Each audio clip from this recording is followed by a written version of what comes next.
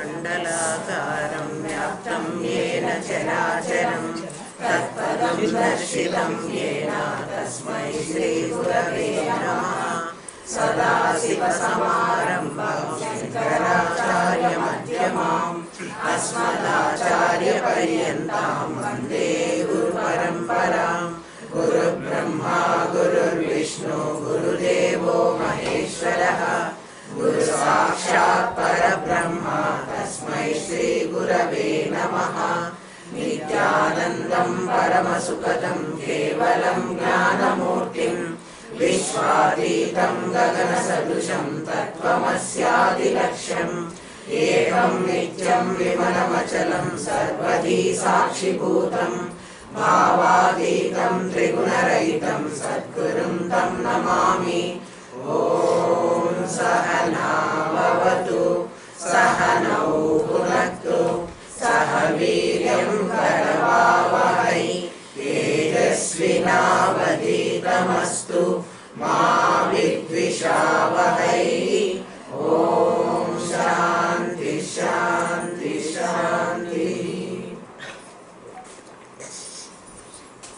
ఏమన్నాడంటే రాగద్వేష వియుక్తైస్తు నీకు రాగద్వేషాలు రెండూ కూడా లేకుండా ఉండాలంటే, లేకపోతే అవి ఉండకూడదు. రాగము ఉండకూడదు, ద్వేషము ఉండకూడదు. రాగం అంటే నీకు కామం, ద్వేషం అంటే నీకు క్రోధం. ఎవడి మీద నీకు ఎవడి మీద కాదు, ఏ వస్తువు మీద నీకు రాగం ఉండకూడదు, ద్వేషము ఉండకూడదు. విషయాన్ ఇంద్రియైశ్చరన్, నువ్వంటావు నాకు ఇంద్రియాలు గనక ఇంద్రియార్థములతో పని చేయకుండా ఉంటే నాకు రాగము ద్వేషం ఉండదు, అందుకని నేను అడవిలో పోయి కూర్చుంటాను, నేను సన్యాసం స్వీకరిస్తాను నువ్వు అంటావు. అంటే ఇవి లేకుండా ఉంటే నేను అది చేయగలను అని అంటావు. నీకు రాగద్వేషాలు వద్దురా అన్నాను అనుకో, నాకు రాగద్వేషాలు ఉండకుండా ఉండే ఎన్విరాన్మెంట్ మీరు క్రియేట్ చేయండి, మీరు చేస్తే నేను రాగద్వేషాలకు అతీతంగా ఉంటాను. అది లాభం లేదురా నాయన. అట్లా చేస్తే నీకు పైకి నీకు రాగద్వేషాలు లేకుండా ఉన్నట్టు కనపడుతుందే కానీ నీకు నిజంగా అవి లేకుండా పోవు. ఎందుకంటే సన్యాసాశ్రమం స్వీకరించావు అనుకో, నీకు సంసారమే లేదు. సంసారమే లేదు కాబట్టి నా పిల్లల్ని నేను పోషించక్కర్లేదు, వాళ్ళ మీద ముందు రాగం ఉండదు. వాళ్ళకి ఎగినెస్ట్గా ఎవరైనా ఉంటే వాళ్ళ మీద నాకు కోపం ఉండదు, ద్వేషం ఉండదు. అందుకని నేను సన్యాసాశ్రమం స్వీకరిస్తాను. లేకపోతే నేను ఏ హిమాలయాల్లోకి వెళ్ళిపోతా, ఏ ఋషికేశ్కో ఏ హరిద్వార్కో, అంటే ఇక్కడ ఉండను. అట్లా ఉన్నప్పుడు నాకు రాగద్వేషాలు ఉండకుండా ఉంటాయి కదా అని అంటావు. అది కాదు. ఇంద్రియాన్ విషయైశ్చరాన్, ఇంద్రియాలు విషయాలతో కలిసి ఉండి వ్యవహారం చేస్తూ ఉన్నా నీకు రాగద్వేషాలు లేకుండా ఉండాలి. అట్లా ఉండాలంటే ఆత్మవశ్యై విధేయాత్మ, ఆత్మ నీకు వశం కావాలి, మనస్సు నీ కంట్రోల్లో ఉండాలి, మనస్సు నీకు సర్వెంట్ అయి ఉండాలి, మనస్సుకు నువ్వు సర్వెంట్ కాకూడదు. అప్పుడు ప్రసాదం అధిగచ్చతి, అప్పుడు నువ్వు ప్రసాదాన్ని పొందగలవు. ఎట్లా నేను ఇంద్రియాల విషయాలతో కలిసి ఉంటున్నా కూడా నేను అట్లా రాగద్వేషాలు లేకుండా ఉండాలి అంటే అసలు నేనెవరో నాకు తెలియాలి. అసలు నేనెవరు? నేను నిన్ననే చెప్పుకున్నాం, మనం ప్రపంచంలో ఉండేవి రెండు ఉన్నాయి. ఒకటి నేను, రెండవది నా చేత చూడబడేటువంటి ఈ జగత్తు. అంటే నేను అన్నదానికి అసలు నేను నాకు తెలియదు కాబట్టి మనందరికీ తెలియదు కదా, అసలు నేను నాకు తెలియదు. నీకు తెలిసిన నేనెవరు?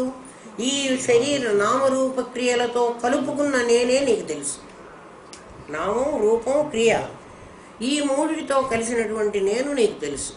ఆ నేనును జీవుడు అంటున్నా. ఆ నేనేం చేస్తోంది? దానికి ఎగనిస్ట్గా జగత్తు అనేది ఉంది. ఈ నేనుకు పేరు జీవుడు. ఆ దానికి ఎగనిస్ట్గా ఎదురుగా కనపడుతూ ఉన్నటువంటి దాని పేరు జగత్తు. జీవుడు జగత్తు అనే ఇద్దరు కనపడుతున్నారు మనకు. జీవుడి పేరు ఫస్ట్ పర్సను ఇక్కడ. నాకు ఎదురుగా కనపడుతున్న జగత్తు పేరు నీవు. అది నాకు ఎదురుగా ఉంది కదా, అందుకని అది నీవు, సెకండ్ పర్సన్. ఈ ఇద్దరు కాకుండా ఎక్కడో ఉన్నాడుట వాడొకడు. వాడెవడు? వాడు దేవుడు. మొత్తం ఉన్నది మూడే మూడు. ఒకటి నేను, ఒకటి నాకు ఎదురుగా ఉన్న జగత్తు, నాకు కనపడకుండా ఉన్న దేవుడు. జీవ జగద్ ఈశ్వరులు అని ఈ ముగ్గురికి పేరు. ఒకటికి జీవుడు, ఒకటికి జగత్తు, ఒకటికి ఈశ్వరుడు. నాకు తెలిసిన వాళ్ళు జీవ జగత్తులు రెండు నాకు ఎదురుగా కనపడుతున్నాయి. వీటికి ప్రమాణం నా దగ్గర ఉంది. ప్రమాణం ఏమిటి? నా ఇంద్రియాలే ప్రమాణం. ప్రమాణం అంటే త్రాసు, కొలవడానికి పనికొచ్చేటువంటి ఒక పరికరం. నేను కారులో వెళుతూ ఉన్నాను, డ్రైవింగ్ సీట్లో నేను కూర్చున్నా, ఇక్కడ ఒక లారీ ఉంది, ఇక్కడ ఒక ఎద్దుల బండి ఉంది, మధ్యలో నా కారు పోవాలి. నా కారు పోగలదా పోలేదా అని నేను కారు దిగి నా కారును కొలుచుకుని అక్కడున్న డిస్టెన్స్ను కొలిచి అందులో కారు పోతుంది అని నేను నిర్ణయించక్కర్లేదు. నేను ఇక్కడ కూర్చుని నా కంటి ద్వారా ఆ చోటును నేను కొలవగలను. నా దగ్గర టేప్ అక్కర్లేదు. దాన్ని ప్రమాణం అంటున్నా. అంటే నా కన్ను ప్రమాణం. ఇంతకుముందు మనం ప్రమాణాన్ని చెప్పుకున్నాం. అప్పుడు అదేమవుతుంది? నాకు ప్రమేయం అవుతుంది. ఒక ప్రమాణం నా దగ్గర ఉంది. నా ఇంద్రియాలే నాకు ప్రమాణం. ఈ దేన్ని కొలవడానికి ఉంది? ప్రమేయాన్ని కొలవడానికి ఉంది. ప్రమేయం నాకు ఎదురుగా ఉన్నది ఏమిటి? జగత్తు. నేను, నాకు కనపడేటువంటి ప్రపంచం, దాన్ని జగత్తు అని ప్రపంచం. జగత్ అని ఎందుకన్నానంటే జాయతి గచ్చతి, ఇది జగత్తు. ఇది పుడుతుంది, ఇది చస్తుంది, ఇది పోతుంది. అంటే నేను కూడా పుడతాను, చస్తాను. ఎందుకని? సూడు నేను అంటున్నాను. ఇప్పుడు యథార్థమైన నేను నాకు ఇంకా తెలియలేదు.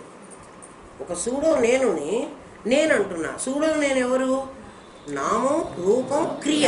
ఈ మూడు నా మీద వచ్చినటువంటి అలలు, నా పైన వచ్చిన అలలు. అసలు నేను ఆ నామరూపాలు లేవు, ఆకారం లేదు. ఈ నేనుకి ఆకారం ఉంది. ఏమిటి ఈ నేను అంటే నాలో నుంచి నా సత్తు, నా చిత్తు, మొత్తం మేమిద్దరమే సచ్చిత్తులవే. మేమిద్దరం మేము విడదీయడానికి వీలుగా ఒక ఎగ్జిస్టెన్సు, ఒక అపీరియన్స్. నాలో ఉన్న ఈ ఉనికి ఏదైతే ఉందో, నా ఎగ్జిస్టెన్స్ ఏదైతే ఉందో, ఇది అనేకంగా డిస్ట్రిబ్యూట్ అవుతుంది. ఎందుకంటే స్థితిలో ఉన్నప్పుడు ఇది ఒకటిగా ఉంటుంది, గతిలో ఉన్నప్పుడు అనేకంగా అవుతుంది. మనం స్థితి గతి అంటే ఒక చోట ఉండడము, అది డిస్ట్రిబ్యూట్ కావడం కదా. గతి అంటే మరణం అని కూడా అర్థం. జాయతి గచ్చతి అంటున్నాం కదా. గతి అంటే చావు అని కూడా అర్థం ఉంది. మనం ఎక్కడైనా పెళ్లి సంబంధానికి వెళ్ళినప్పుడు పిల్లవాడి స్థితిగతులు ఏమిటి అని అడుగుతారు. విన్నారా? స్థితి గతి అంటే వాడు స్థితిలో ఉంటే వాడు తినడానికి వాడికి ఏముంది, వాడు గతిస్తే అదే ఏముంది అంటే అంతే. ముందే అంటున్నావు.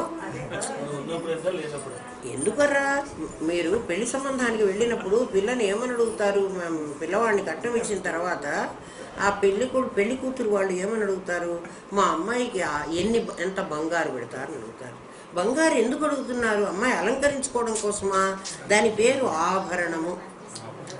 ఆభరణము అంటే ఒకవేళ మీ వాడు చచ్చిపోతే పెళ్లికే ముందే అడుగుతున్నారు. వాడు గనక అంటే ఆ తర్వాత భరణము, ఈ పిల్లని పోషించడానికి ఏమిస్తారు మీరు? అంతే కదరా దాని అర్థం. ఆభరణం అంటే వాడు చచ్చిపోయిన తర్వాత దీన్ని పోషించాలి. భరణం ఏమిస్తున్నారు మీరు? 30 తులాలు 40 తులాలు బంగారు ఇస్తున్నారు. 30 తులాలు బంగారుతో అది బతుకుతుందా? అంటే స్థితి గతి ముందు నుంచి నీవు పుట్టినప్పుడే నీ చావు నిర్ణయమైంది. నీ చావుని గురించే నేను పోతే నా పిల్ల ఇన్సూరెన్స్ ఎందుకు కడుతున్నారా మీరందరు డబ్బులు? మన కోసం మనం కట్టుకుంటాం ఇన్సూరెన్స్. నేను పోతే అనే అర్థం. అదే నామినీ అని ఎందుకు రాస్తున్నావు? నువ్వు పోతావని నీకు తెలుసు. ప్రతివాడు కూడా నేను ఉంటానని ఎవడు అంటలే. ఎందుకని వాడు ఉంటానంటలే? వాడు ఉండే పరమాత్మ అయినప్పుడు నేను ఉంటాను అని ఎవ్వడు అంటలేదు. నేను పోతాను అంటున్నాడే అంటే వాడు ఇప్పుడు సూడు ఆత్మనే అసలు నేను అనుకుంటున్నాడు. అది పోయేదని వాడికి కూడా తెలుసు. అది పోయేది అని వాడికి తెలుసు. అందుకని ఎప్పుడు పోతుందో అంటున్నాడు. ఉండేదాన్ని పట్టుకుంటే నీకు పోయే ప్రమాదమే లేదు. అందుకని జీవుడు ఆల్రెడీ ముగ్గురిని తనలో పెట్టుకుని వీడు జీవత్వాన్ని వీడు కల్పించుకున్నాడు. వీడికి ఎదురుగా జగత్తును కల్పించాడు. అంటే జీవ జగత్తులు రెండూ కూడా వీడు చూస్తే అది ఉంది, అది ఉండబట్టి వీడు చూస్తున్నాడు. ఈ ఇద్దరికి రిలేటివిటీ థియరీ ఉంది. జీవుడు లేకపోతే జగత్తు లేదు, జగత్తు లేకపోతే జీవుడే లేడు. జగత్ అంటే మీ నాన్న. మీ నాన్న లేకపోతే నువ్వు పుట్టే వ్యవహారమే లేదు. నువ్వు పుట్టకపోతే వాడు నాన్నే కాదు. నువ్వు పుడితే కదా వాడు నాన్న అయినాడు, లేకపోతే వాడు నాన్న కాడు కదా. నువ్వు ఉంటేనే గొడ్రాలకి బిడ్డ అనడానికి లేదు కదా. బిడ్డ ఉన్నాడు అంటే అది తల్లి అయ్యింది అని అర్థం. ఇప్పుడు జగత్ ఏమిటి అంటే నువ్వు లేకముందే ఈ ప్రపంచంలోకి ఒకడు వచ్చి ఉన్నాడు, వాడు నీకు ఎదురుగా కనబడుతున్నాడు. నువ్వు జీవుడివి. జీవుడు జగత్తు అనే రెండు ఉన్నాయి మన దగ్గర. ఈ రెండు కూడా సూడోదే, యథార్థం కాదు. యథార్థం ఏమిటి అంటే అపంచీకృతమైనటువంటి పంచమహాభూతాలు యథార్థం. అక్కడ అవి పోవటంలే. అవి పోవటంలే అంటే ఏమవటంలే? వర్షంతో నయనంచిందంతే శస్త్రాన్ని ఇవన్నీ దానికి సరిపోతాయి. ఎప్పుడు మండినా ఆకాశం మండటం లేదు, ఎప్పుడు గాలి వీచినా ఆకాశంలోకి ఏం కావటం లేదు. ఎక్కడ తుఫాన్ వచ్చినా ఏమొచ్చినా కూడా పాంచభౌతికమైనవి నశిస్తున్నాయే కానీ పంచీకృతం కానివి ఏవి కూడా నశించటం లేదు. ఎందుకంటే కేదార్లో అంత తుఫాను, అంత వరదలు అవన్నీ వచ్చినాయి. కేదార్ ఈరోజు కట్లనే ఉంది. మరి ఏం పోయినాయి? కట్టిన కట్టడాలు పోయినాయి, పంచీకృతమైనవి పోయినాయి. పంచీకృతమైనవి అంటే పంచభూతాల ద్వారా కట్టబడినవి. ఇప్పుడు ఈ ఇల్లు పంచీకృతం అయింది. ఏమిటి అంటే దీనికి ఇటుకలు పెట్టారు, సిమెంట్ పెట్టారు, దాంట్లో నీళ్లు పోసి కలిపారు, దాన్ని ఆరబెట్టారు. అంటే గాలి ఉంది, నీళ్లు ఉన్నాయి, పృథ్వీ ఉంది కదా, ఆరింది కదా. అది అది అది గోడ పచ్చి గోడ అయితే పడిపోదు, అది ఆరింది. ఆకాశం లేకపోతే అసలు గోడే కట్టలేదు. కాబట్టి పంచీకృతం అయింది. వర్షం వచ్చినా, తుఫాన్ వచ్చినా, లేకపోతే సునామీ వచ్చినా, ఏమొచ్చినా ఇది పోతుంది. ఏది పోతుందో ఏది పోదో బాగా గమనించండి. వర్షం వచ్చినా, తుఫాన్ వచ్చినా పాంచభౌతికమైంది కాబట్టి ఇది పోతుంది. అంటే సూడో పోతుంది, నేను పోను. ఈ సూడో పేరు తెలుగులో నిన్న అనృతం అన్నారు. ఋతం అంటే రుక్. రుక్ అంటే వేదం, ఋగ్వేదం అంటాం కదా, రుక్కులు అంటారు. వేదంలో ఉండేటువంటి స్టాంజాలను రుక్ అంటారు. ఆ రుక్కులు చెప్పినవి ఋతం. ఋతం కానిది అనృతం. సూడో ఆత్మ అని నిన్న అన్నామే మనం. ఆ సూడోకి ఏమని పేరు? అనృతం. అది రుక్కులు చెప్పలేదు. ఈ ఆత్మని గురించి రుక్కులు చెప్పలేదు. దాన్ని మిథ్యాత్మ. మిథ్యాత్మ అంటే అందులో కాంపౌండ్ ఉంది. ఏమిటి ఆ కాంపౌండ్? పంచభూతాలు, వాటి మిక్సరు. ఆ మిక్సరు నశిస్తుంది. ఆ మిక్సర్ జీవుడు, ఆ మిక్సరే జగత్తు. అందులో 5 భాగాలు జగత్తు, 3 భాగాలు జీవుడు. మొత్తం 8లో 5 జగత్తుగా ఉంది, 3 జీవుడుగా ఉన్నాయి. ఈ ఇద్దరు కాకుండా ఇంకోడెవడో ఒకడు ఉన్నాడట, వాడు దేవుడట. వాడు నీకు కనిపించడు, మనకు ఎవరికి కనిపించడు. కనిపించడు అన్న ఇది ప్రత్యక్ష ప్రమాణం. ఏది ప్రత్యక్ష ప్రమాణం? జీవుడు ప్రత్యక్ష ప్రమాణమే, జగత్తు ప్రత్యక్ష ప్రమాణమే. దానిని మీ ఇంద్రియాలతో మీరు చూడొచ్చు. ప్రత్యక్ష ప్రమాణం అంటే మనం ఇప్పుడు మీకు చూపించవచ్చు. అనుమాన ప్రమాణం ఇంకోటి ఉంది. అనుమాన ప్రమాణం అంటే ఉన్నది అని ఎవరో చెప్తుంటే మనం నమ్ముతున్నాం, మన కళ్ళతో మనం చూడలే. అక్కడెక్కడో పొగ వస్తోంది, ఆ పొగ వస్తే అక్కడ నిప్పు ఉండి ఉంటుంది. ఇది అనుమాన ప్రమాణం. పొగ వచ్చింది కాబట్టి. పొగ రాకపోతే అక్కడ నిప్పు ఉండదు. అంటే నిప్పుకి పొగకి సంబంధం ఉంది కాబట్టి పొగ వస్తే నిప్పు ఉండి ఉంటుంది. నేను చూడలే. అట్లా ఈ ఈ మూడిటితో ఉన్నటువంటి ప్రత్యక్ష ప్రమాణమైన నామరూప క్రియలు కలిగిన ఈ జీవుడు, వీడు ఎప్పుడు జీవుడు అని వీడిని అంటున్నాం, నామరూప క్రియలైనటువంటి కాంపౌండ్ కానీ. ఈ జీవుడు అందరూ ఒకలాగా లేరు కాబట్టి, అందరూ ఒకలాగా లేరు. మనుషులు మనుషులే కాదు, రూపము ఒకలాగా లేదు, బుద్ధులు ఒకలాగా లేవు, స్టేటస్ ఒకలాగా లేదు, తెలివి ఒకలాగా లేదు, వేరువేరుగా ఉన్నాయి. ధనము ఒకలాగా లేదు, ఒకరికి ధనం ఉంది, ఒకరికి లేదు. ఒకటి ఎంత కష్టపడ్డా ఏం రావు. దానికి కారణం ఏం చెబుతున్నారంటే పెద్దవాళ్ళు, ఒరే వాడి కర్మరా, వాడి కర్మఫలం వాడు అనుభవిస్తున్నాడు, నీ కర్మఫలం నువ్వు అనుభవిస్తున్నావు. కర్మ ప్రత్యక్ష ప్రమాణం కాదు, కర్మ అనుమాన ప్రమాణం. అక్కడ పొగ ఎలా నీకు పొగ ఉంటే నిప్పు ఉంటుంది అంటున్నాము, ఇక్కడ కూడా కర్మ ఉంటేనే కర్మ ఫలం ఉంటున్నది. కర్మ ఫలం ఏమిటి? ఒకడికి చాలా గొప్పగా డబ్బులు రావడం, ఒకడికి తక్కువ రావడం. ఒకటే క్లాసులో ఒక టీచర్ ఒకే రకంగా పాఠం చెబుతాడు, ఒకడికి అన్ని తెలివిగా వచ్చి 100 మార్కులు వస్తాయి, ఒకడికి 0 మార్కులే వస్తాయి. వాడికి మరి అర్థం కాలే. ఎందుకు అర్థం కాలేదు అంటే వాడు ఇంతకుముందు చదువుకోలే అంటాం.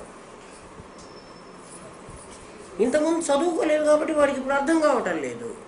ఈ ఇంతకు ముందు ఉన్నది అనేది నాకు నమ్మకం ఏమిటి అంటే అనుమాన ప్రమాణం. అంటే నేను ఇంతకుముందు ఒక జన్మ ఎత్తాను, ఆ జన్మలో నేను ఇంతవరకే రీచ్ అయినాను, ఆ తర్వాత ఇప్పుడు చదువుకుంటున్నాను, ఇదంతా నా అనుమాన ప్రమాణం. నీ అనుమాన ప్రమాణం ఎట్లాడు? దేవుడు ఉన్నాడు అనేది అటువంటి అనుమాన ప్రమాణం. వాడు ఉన్నాడో లేడో నాకైతే తెలియదు, నేనైతే చూడలేదు, మీరు కూడా చూడలేదు.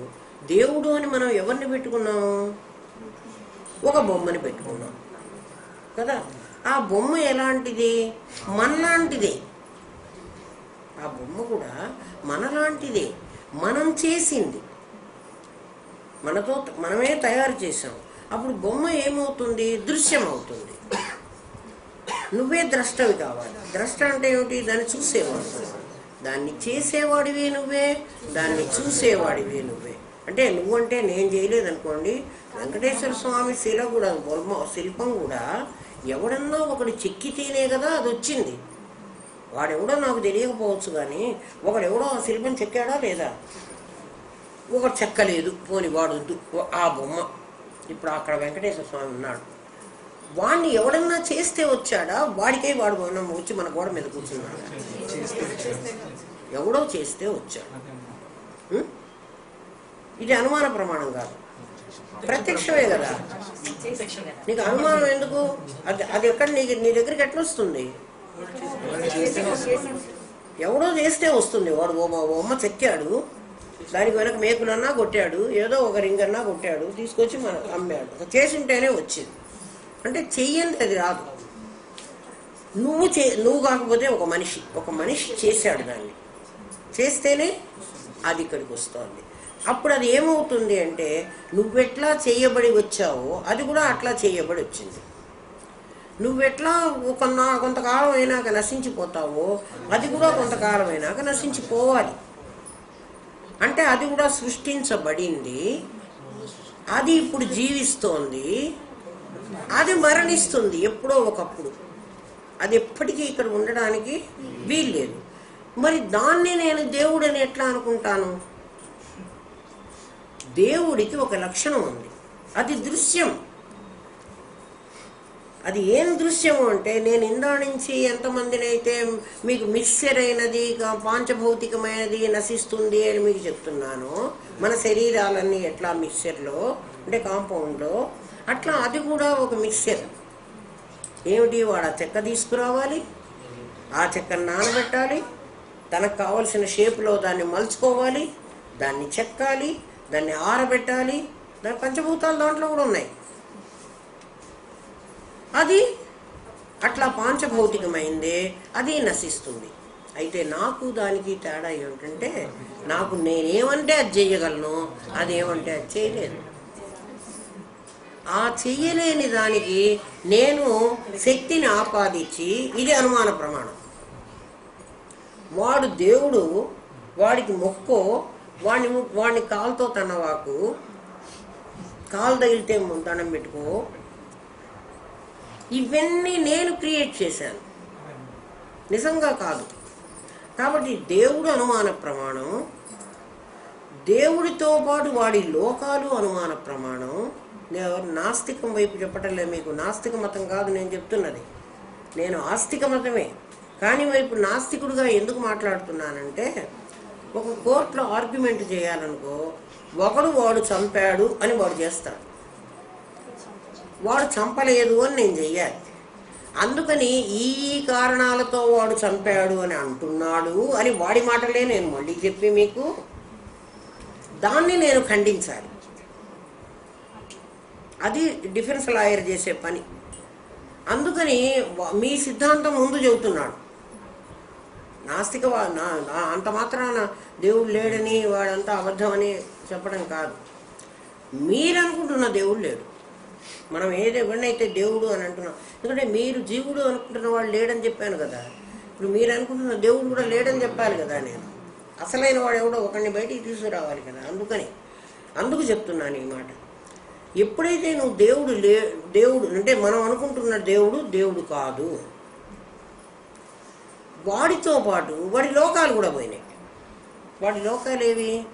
వాడికి వైకుంఠము, వీడికి కైలాసము, వాడికి బ్రహ్మలోకము, 3 లోకాలు ఉన్నాయి. ఈ 3 పోయినాయి. కాబట్టి అక్కడ దేవుడికి ఆకారము లేదు, దేవుడికి ఉండాల్సినటువంటి లోకాలు లేవు. కాబట్టి ఆ సీటు ఖాళీ అయిపోయింది. జీవుడు, జగత్తు, దేవుడు అని 3 ఉన్నారు మన దగ్గర. వాడి సీటు ఖాళీ పెట్టేశాం, అంటే వాడిని క్యాన్సిల్ చేసేసాం. వాడు ఇప్పుడు క్యాన్సిల్ అయిపోయినాడు. మనకు ఎదురుగా జీవుడు అయితే కనపడుతున్నాడు, జగత్ అయితే కనపడదు. వీళ్ళిద్దరిని క్యాన్సిల్ చేయడానికి వీల్లేదు. ఇప్పుడు నేనేం చేస్తున్నానంటే, ఒరే జగత్తుకి సహజమైనటువంటి శక్తి లేదు కదా, నీకే తెలుసా సంగతి. ఎందుకంటే నువ్వు చూస్తే అది కనపడింది, కానీ దానికై అది కనపడేటువంటి శక్తి దానికి లేదు. నీ ఉంటేనే ఆ జగత్తుతో ఏదైనా పని చేయిస్తున్నావు. నేను అంటే ఒక మనిషి ఉంటే, ఒక జ్ఞానం కలిగిన వాడు ఉంటే ఇల్లు కట్టిస్తున్నాడు. ఈ ఇల్లు ఎవరు కడుతున్నారా? ఎవడో ఒకడు ఉండాలి. అట్లా ఈ బట్ట ఎవరు నేస్తున్నారా? ఎవడో ఒకడు ఉండాలి. ఎవడో ఉంటేనే ఇది తయారవుతోంది. వాడు లేకపోతే ఇది తయారు కాదు, వాడు గుర్తించకపోతే ఇది తయారు కాదు. వాడి జ్ఞానానికి లోబడి ఇది ఉంటున్నది. ఎందుకంటే వాడికే తెలివి ఉంది. మనకు తెలిసినంతలో జీవుడికి తెలివి ఉంది, వాడికి నాలెడ్జ్ ఉంది. నాలెడ్జ్ అంటున్నాం, కంప్యూటర్ నాలెడ్జ్, వాడికి మ్యాథమెటికల్ నాలెడ్జ్, ఏదో వాడికి ఒక నాలెడ్జ్ ఉంది. అది సూడో జీవుడికి ఉన్న నాలెడ్జ్ అని మనకు తెలియదు. మనకు ఉన్నటువంటి జ్ఞానం అది. శాస్త్రం ఏం చెప్పిందంటే, జీవుడు ఉన్నమాటకు వాస్తవమే, ఆ జీవుడు దేవుడు అని చెప్పింది. జీవుడే దేవుడు అని చెప్పింది. బ్రహ్మ సత్యం జగన్మిథ్య జీవో బ్రహ్మైవనాపరః. ఇది సూత్రం. బ్రహ్మ సత్యం. ఇందాక మనం బ్రహ్మ సీటు ఖాళీ చేసి పెట్టేశాం. ఎందుకంటే వాడు కూడా నాలాంటి వాడేను, వాడు కూడా అనుమాన ప్రమాణము, వాడిని ఎవడు చూడలేదు ఇప్పటి వరకు. ఎవడు కూడా స్వర్గానికో నరకానికో పోయి అక్కడి నుంచి తిరిగి వచ్చి మేము స్వర్గానికి చూసొచ్చాము అని చెప్పిన వాడు ఎవడు లేడు. జస్ట్ చచ్చినవాడు పోతున్నాడు, పోయినవాడు మళ్ళీ వస్తున్నాడు. కాబట్టి ఎక్కడో ఓ చోటు ఉంటుంది, ఒక లొకేషన్ అని మనం అనుకున్నామే కానీ అది అనుమాన ప్రమాణమే, కానీ అది సత్యం కాదు. జీవుడు సత్యం. ఎందుకంటే వీడున్నాడు, వీడు పని చేస్తున్నాడు, వీడు కర్మఫలాలు అనుభవిస్తున్నాడు. ఇంకా దేవుడు ఉండడానికి ఇంకొక ప్రమాణం కూడా ఏం చెప్పారంటే మన పెద్దలు, ఒరే కర్మఫలాన్ని నీకై నువ్వు అనుభవించలేవు కదురా. ఎవడైనా కోరుకొని జైల్లో పడతాడా? పడడు కదా. కోరుకొని కష్టాలు తెచ్చుకుంటాడా? తెచ్చుకోడు కదా. నాకు ఈ కష్టాలు కావాలి అనుకుంటాడా? ఎవడైనా సుఖాలు కావాలనుకుంటాడు, కానీ కష్టాలు కావాలి అని కష్టాలు కూడా వస్తున్నాయి కదా. అంటే దేవుడు అనేవాడిని ఒకడిని పెట్టి అక్కడ వాడు నీకు సుఖాలు దుఃఖాలు నువ్వు చేసినటువంటి కర్మఫలాన్ని నీకు అందిస్తున్నాడు. అందుకోసం అక్కడ ఒకడిని పెట్టాడు, ఒక ఎక్స్ని. వాడి పేరు దేవుడు అని పెట్టుకున్నాం మనం. వాడిని అక్కడ పెట్టి నువ్వు రోజు కర్మ చేస్తున్నావు, నీ కర్మకు పాపం పుణ్యం అనే 2 ఫలాలు వస్తున్నాయి. ఆ ఫలాలని నీకు వాడు అందిస్తున్నాడు. నువ్వు చేస్తున్నావు, వాడు అందిస్తున్నాడు. వాడు ఎక్కడో ఉంటే నా కర్మఫలాలు వాడు ఎట్లా అందించగలడు నాకు? వాడు నా దగ్గర ఉంటేనే అందించగలడు. అప్పుడు నా దగ్గర ఒక దేవుడు ఒక జీవుడు ఇద్దరు ఉండాలి. ఆర్గ్యుమెంట్ సేక్, అంతే కదా. ఎక్కడో ఉన్నవాడు నువ్వు చేసిన వెంట చూస్తాడురా. కాబట్టి నీ దగ్గరే ఉండాలి. నీ దగ్గర ఒక దేవుడు జీవుడు నీకున్నాడు, ఒక దేవుడు జీవుడు వాడికి ఉన్నాడు, ఒక దేవుడు జీవుడు వీడికి ఉన్నాడు. నిన్న అనుకున్నామే, ఎవడైతే నేను అనేవాడు ఉన్నాడో అందరిలో ఉన్న నేను ఒక్కడేనని. ఇప్పుడు అందరిలో ఉన్న నేను అనే జీవుడు, నేను అనే దేవుడు ఒకడు అని నిర్ణయించాం. ఇప్పుడు అర్థమైందా? ఇప్పుడు థర్డ్ పర్సన్ ఎక్కడ పెట్టాము మనం? ఫస్ట్ పర్సన్లో పెట్టేసాం కదా. వాడిని తీసుకొచ్చి పెట్టావు కదా. ఏమిటి రీజన్ చెప్పావు నువ్వు వాడిని తీసుకురావడానికి? నీకు కర్మఫలాలు ఉన్నాయి. కర్మఫలాలు అనుభవించడానికి వాడు నిన్ను అనుభవింపజేయాలి. ఎందుకంటే ఒకడు అనుభవించేవాడు ఉంటే ఒకడు అనుభవింప చేసేవాడు ఉండాలి. వాడు మనం చేసినటువంటి కర్మకి ఈక్వల్గా ఫలితాలు ఇస్తాడు. ఆ ఇచ్చేవాడు నీకంటే దూరంగా ఉంటే వాడు అవి ఇవ్వలేడు. ఎందుకంటే ప్రపంచంలో ఇంతమంది జీవుళ్ళు ఉంటే ఇంతమందికి ఒక దేవుడు ఎట్లా ఇస్తాడు? వాడికి ఎన్ని కళ్ళు ఉన్నా వాడు ఎట్లా చూస్తాడు? చూడలేడు. వాడు చూసి నీ కర్మఫలాలు నీకు ఇవ్వాలంటే నీ దగ్గరే వాడు ఒకడు ఉండాలి. ఇది అనుమాన ప్రమాణం, ప్రత్యక్షం కాదు. అట్లాంటప్పుడు అందుకే శాస్త్రం మళ్ళీ ఏం చెప్తోంది? ఒక చెట్టు మీద 2 పిట్టలున్నాయి, ఒక పిట్ట తింటుంది, ఒక పిట్ట చూస్తూ ఉంటుంది. ఏం చూస్తుంది? అది తింటున్నదా లేదా? కర్మఫలాన్ని సరిగ్గా అది అనుభవిస్తున్నదా లేదా? అనుభవించకపోతే దాన్ని అనుభవింప చేస్తుంది, అది అనుభవించదు. దాని పేరు ఈశ్వరుడు. అదే దేవుడు అంటున్నా, ఈశ్వరుడు. వీడి పేరు అనుభవించేవాడి పేరు జీవుడు. ఇప్పుడు జీవుడు ఈశ్వరుడు అనే ఇద్దరు నీ లోపల ఉన్నారు. ఒకడు ఒరిజినల్ ఆత్మ, మరొకడు సూడో ఆత్మ. ఇప్పుడు థర్డ్ పర్సన్ని ఫస్ట్ పర్సన్లో కలిపాడు. ఇప్పుడు థర్డ్ పర్సన్ అంటాడు, నువ్వు నన్ను కలుపుకున్నావు, బాగానే ఉంది. ఎందుకంటే ఇంతమంది జీవుళ్ళు ఉన్నారంటే ఇంతమంది దేవుళ్ళు ఉండడానికి వీల్లేదు. ఒక జీవుడే ఉన్నాడు, ఒకే దేవుడు ఉన్నాడు అని కలిపేశావు, బాగుంది. కానీ నేను సర్వజ్ఞుణ్ణి, సర్వశక్తిమంతుణ్ణి. నా క్వాలిటీస్ అవి. నా క్వాలిటీ ఏమిటి? నాకు సర్వజ్ఞత్వం కావాలి. సర్వజ్ఞత్వం అంటే ఏమిటి? నేను అంతటా ఉండగలగాలి. ఒక చోట ఉంటే నేను ఒప్పుకోను. నువ్వు నన్ను నీ ఫస్ట్ పర్సన్లో కలిపేశావు అనుకో, నన్ను పరిమితం చేశావు. అంతే కదా. ఫస్ట్ పర్సన్లో అంటే జీవుల్లో కలిపేశాను కదా. జీవుల్లో కలిపితే నీ 5 అడుగులు 6 అడుగుల మనిషిని నేను అయిపోయినా, నేను పరిమితం అయిపోయినా. నా సర్వజ్ఞత్వానికి లోపం వస్తున్నది, సర్వశక్తిమత్వానికి లోపం వస్తుంది. నా అంతశక్తి నాదే అని అంటున్నాను. నీ దగ్గరకు వచ్చేప్పటికి నువ్వు కెమిస్ట్రీయే చదువుకున్నావు, నేను నా తెలివి కెమిస్ట్రీకే పరిమితం అయిపోవాలి. వాడు ఫిజిక్సే చదువుకున్నాడు, వాడి తెలివి ఫిజిక్స్కే పరిమితం అయిపోవాలి. దేవుడు అంటున్నాడు ఈ మాట నీ లోపల కూర్చుని, నన్నేంట్రా తీసుకొచ్చి నువ్వు పరిమితుణ్ణి చేశావు. నీ క్వాలిటీస్ అన్ని నా మీద రుద్దుతున్నావేమిట్రా? నావి నీ మీద రుద్దుకోమంటే నీవి నా మీద పెడుతున్నావేమిట్రా? నేను నా అపరిమితత్వం ఏం చేసావు? నేను అపరిమితుణ్ణి కదా. నా పని ఏమిటంటే వ్యోమవత్ వ్యాప్త దేహాయ. నేను వ్యోమవత్, నేను ఆకాశంలాగా అంతటా వ్యాపించి ఉండాలి.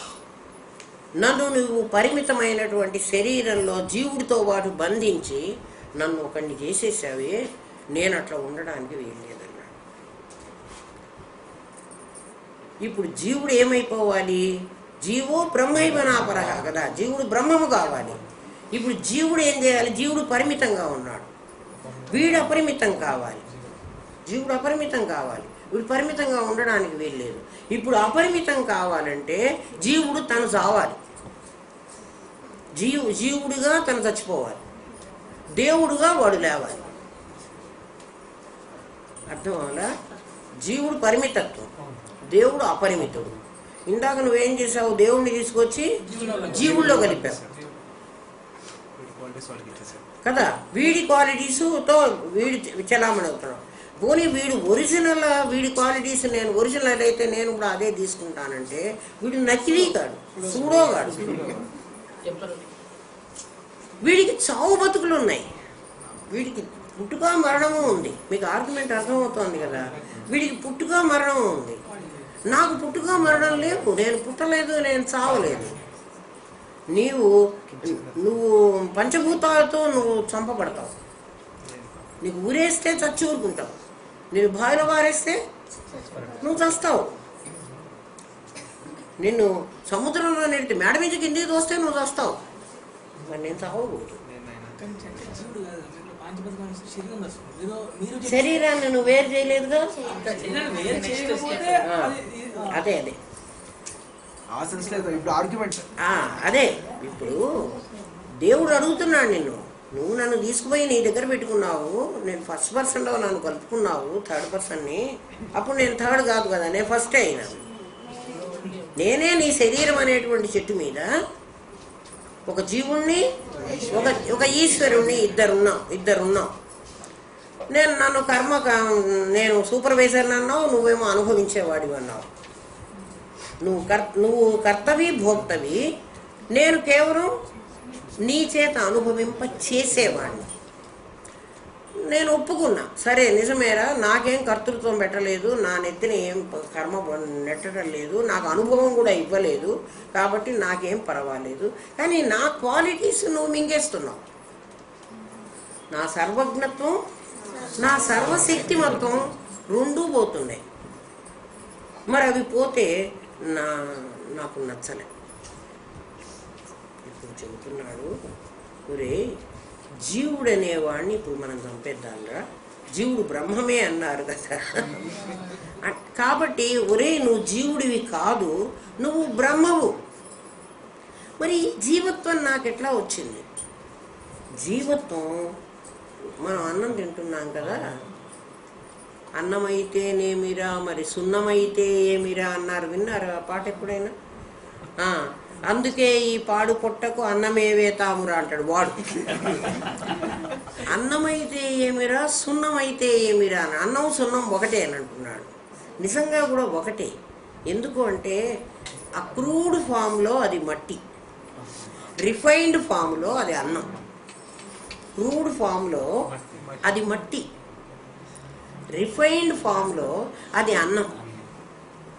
చూడు, మనం దాంట్లో నుంచి క్రూడ్ ఆయిల్ అని తీస్తాడు, అదంతా మడ్డిగా ఉంటుంది. దాంట్లో నుంచే రిఫైన్డ్ తీసి వైట్ ఆయిల్ తీసుకెళ్ళి ఫ్లైట్లో నడుపుతాడు, దాంట్లో నుంచే తీస్తాడు. మంచి క్వాలిటీ అంటే రిఫైన్డ్ క్వాలిటీ. దాంట్లో ఇంకొక క్వాలిటీ పెట్రోల్, ఇంకా తక్కువ క్వాలిటీ డీజిల్, అంతకుముందు క్వాలిటీ క్రూడ్. దాంట్లో నుంచి నీకు మైనం, వ్యాక్స్ ఇవన్నీ తయారవుతాయి. దాంట్లో నుంచి వచ్చిందే, మట్టిలో నుంచి వచ్చిందే బియ్యంగా నీకు కనపడుతోంది. గింజలో నుంచి రాలేదు. గింజ నిన్న ఏం చేసింది? గింజ భూమిలోకి వెళ్ళి భూమి శక్తినంతా తీసుకునేది ఏం చేసింది? మొక్కగా వచ్చింది. ఆ మొక్కలోకి భూమికి సారం లేదురా, అందుకే గింజ పల్చగా ఉంది అంటామే. గింజ బలంగా లేదు అంటే భూమిలో సారం, చెట్టులో సారం కాదు. మనం అందరం ఏమనుకుంటాం? అది చెట్టులోది అనుకుంటున్నాం. చెట్టులోది కాదు, భూమిలోది. మూల పోషకాలన్నీ భూమిలో ఉన్నాయి. అవన్నీ నీకు ఇది చూడండి, ఈ ఆకులో కాల్షియం ఉంది, ఈ ఆకులో ఐరన్ ఉంది, ఈ ఆకులో ఇంకేదో ఉంది, మెగ్నీషియం ఉంది. ఇవన్నీ ఎక్కడి నుంచి ఉన్నాయి? భూమిలో ఉన్నాయి. భూమిలో ఉన్న వాటిని ఏ పదార్థాన్ని తాను లాక్కోగలదో అవన్నీ అది లాక్కుని ఆ పదార్థాన్ని రిఫైన్ చేసి నీకు ఈ ఆహారంగా అందిస్తున్నది. అట్లా లోపల ఉన్నటువంటి ఆ ఫామ్ని, ఆ లోపల ఉన్నటువంటి ఆ పదార్థాన్ని, ఆ ఒరిజినల్ ఆత్మ, దాన్ని నేల అనుకోమన్నా నిన్న గుర్తుందా? దాన్ని నేల అనుకుంటే దానిలో వచ్చినటువంటి విత్తనం ఇది, ఈ జీవుడు. అంటే వాళ్ళలో నుంచే వచ్చాడు ఈ నామరూప క్రియలు. ఒరే నువ్వు రిఫైన్డ్ ఫామ్ విరా, ఎప్పుడైతే రిఫైనరీ చేసేసానో నేను, దాని ఒరిజినాలిటీ పోయింది, దాని అసలు రూపం పోయింది. అసలు రూపం పోయి నువ్వు వ్యవహారం చేస్తున్నావు, ఇదే అసలు అనుకుంటున్నావు. ఇప్పుడు మట్టి తిను అంటే ఎవడన్నా మట్టి తింటాడా? ఎందుకు మనం మట్టి తినలేకపోతున్నాం? మట్టిలో ఇవన్నీ ఉన్నప్పుడు మట్టి ఎందుకు తినలేకపోతున్నాం మనం? చెట్టుకు మాత్రమే ఆ మట్టిలో ఉన్న మెగ్నీషియంని కానీ, ఆ కాల్షియంని కానీ, ఆ ఐరన్ని కానీ తీసుకోగలిగిన కెపాసిటీ దానికి ఉంది, నీకు లేదు. నీకు లేదు. చెట్టే చొచ్చుకుని పోయింది భూమిలోకి. ఎక్కడెక్కడ అది ఉందో అదెంతా లాక్కుంది. అదెంతా లాక్కోలే, మళ్ళీ అక్కడ చెట్టు పెడితే మళ్ళీ తీసుకుంటుంది. ఇప్పుడు నీలో ఆ భూమిలో ఉన్నటువంటి మూల పోషకాలు, కాస్త సైన్స్ రావాలి, రాకపోతే ఇక్కడ అర్థం కాదు. ఆ మూల పోషకాలు విక్షేపమై అంటే దాని యథార్థ రూపాన్ని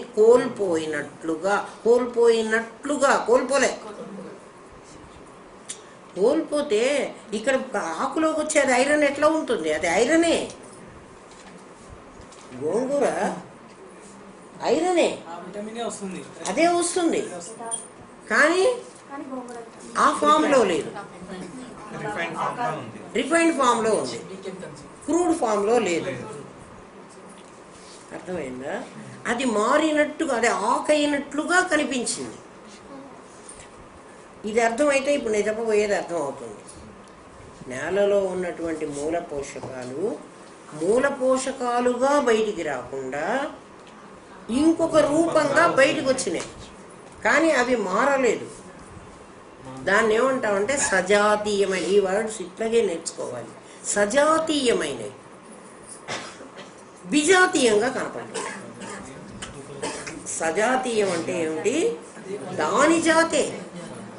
భూమిలో ఐరన్గానే ఉంది, మెగ్నీషియంగానే ఉంది, కాల్షియంగానే ఉంది. బట్ భూమిలో ఉన్నప్పుడు దాని ఫామ్ క్రూడ్లో ఉంది, బయటికి ఆకులోకి వచ్చేటప్పటికి రిఫైన్డ్గా ఉంది. అంటే దీన్ని నువ్వు ఇంకేం చేయకుండా యాజ్ ఇట్ ఈజ్ తినగలుగుతున్నావు. మనకు అర్థమైందా? దీన్ని విక్షేపము అంటారు. విక్షేపము అన్న పదానికి ఉన్నది ఉన్నట్టుగా కాకుండా వేరుదానిగా కనపడుతున్నది.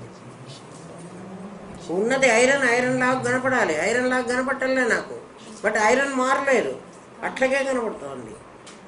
ఇది నీకు అర్థమైతే నీ ఒరిజినల్, నీ లోపల ఉన్నటువంటి ఈశ్వరుడు అని, పరమాత్మ అని ఒకరిని పెట్టాం కదా, పరిమితమైన వాడిని, వాడి దగ్గర నుంచి సత్వం, రజస్సు, తమస్సు అనే 3 గుణాలు ఈ జీవుడు అనేవాడు లాక్కుని, బాగా అర్థం చేసుకోండి. జీవుడు అనేవాడు ఏం చేశాడు? మొక్క ఎట్లాగైతే, విత్తనం ఎట్లాగైతే భూమిలో ఉన్న మూల పోషకాలను తీసుకుని వాటిని విక్షేపం చేసి వాటిని నామరూప క్రియలుగా నీకు కనిపించి, ఆ నామరూప క్రియలే కదా నీకు జీవుడు అంటున్నావు. ఇప్పుడు నామరూప క్రియలు విక్షేపమా ఒరిజినలా? విక్షేపం. నామరూప క్రియలతో ఉన్నవాడిని కదా ఇందా నుంచి నువ్వు జీవుడు అంటున్నావు. ఇప్పుడు విక్షేపాన్ని తీసేస్తే అక్కడ ఏముంది చెప్పండి? క్రూడే ఉంది. ఆ క్రూడ్ ఏమిటి అంటే పరమాత్మే. ఇప్పుడు అర్థమైందా? ఇప్పుడు జీవుణ్ణి మనం చంపేసామా? జీవుణ్ణి ఏం చేసాము? జీవుడు విక్షేపం వల్ల జీవుడుగా కనిపిస్తున్నాడు, కానీ యథార్థంగా వాడి రూపం పరమాత్మే. అప్పుడు జీవ బ్రహ్మైవ. కాబట్టి జీవుడు చేసేటువంటి కర్మలన్నీ జీవుడు చేసే కర్మలన్నీ నేలకు సంబంధించినవి కావు. అవునా కాదా?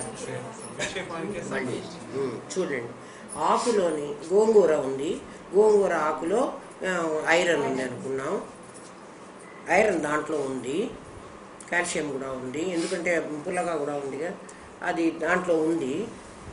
ఆ గోంగూరలో చెట్టులో వికారం వచ్చింది అనుకుందాం. ఒక చెట్టు కొమ్మ ఇట్లా పోయింది, ఒక కొమ్మ లావుగా వచ్చింది, ఒక ఆకులు ముడుచుకున్నాయి, ఒక ఆకులు పెద్దగా వచ్చినాయి, ఏదో రకరకాలుగా ఆ చెట్టులో ఏదో వికారాలు వచ్చినాయి. ఆ వికారాలు నేలవే, చెట్టు దానికి తెగులు వచ్చింది. గోంగూర చెట్టుకు తెగులు వచ్చింది, నేలకు తెగులు రాదు. ఇట్లా నామరూపక్రియలు, విక్షేపమైనటువంటి నామరూపక్రియలు కలిగిన శరీరాలకి, శరీరం కదా, నామం రూపం క్రియ అంటే ఏమిటి? ఆలోచన, ప్రాణము, శరీరం. నామం రూపం క్రియ అంటే ఇవి: ఆలోచన, ప్రాణము, శరీరము. ఈ మూడు కూడా పరమాత్మ యొక్క విక్షేప రూపాలు. అర్థమైందా? విక్షేప రూపం ఇది. దీనికి తెగులు వచ్చింది అంటే దీనికి కర్మ ఫలం అనుభవిస్తోంది. ఆ ఒరిజినల్ పరమాత్మకు కర్మఫలం లేదు. ఇప్పుడు కర్మ ఎవరికి పట్టింది చెప్పండి? శరీరానికి పట్టింది. శరీరం లోపల ఉన్నటువంటి పరమాత్మ కాదు. శరీరం నశిస్తుంది, పరమాత్మ నశించదు. శరీరానికి కర్మఫలం ఉంది, పరమాత్మకు కర్మఫలం లేదు.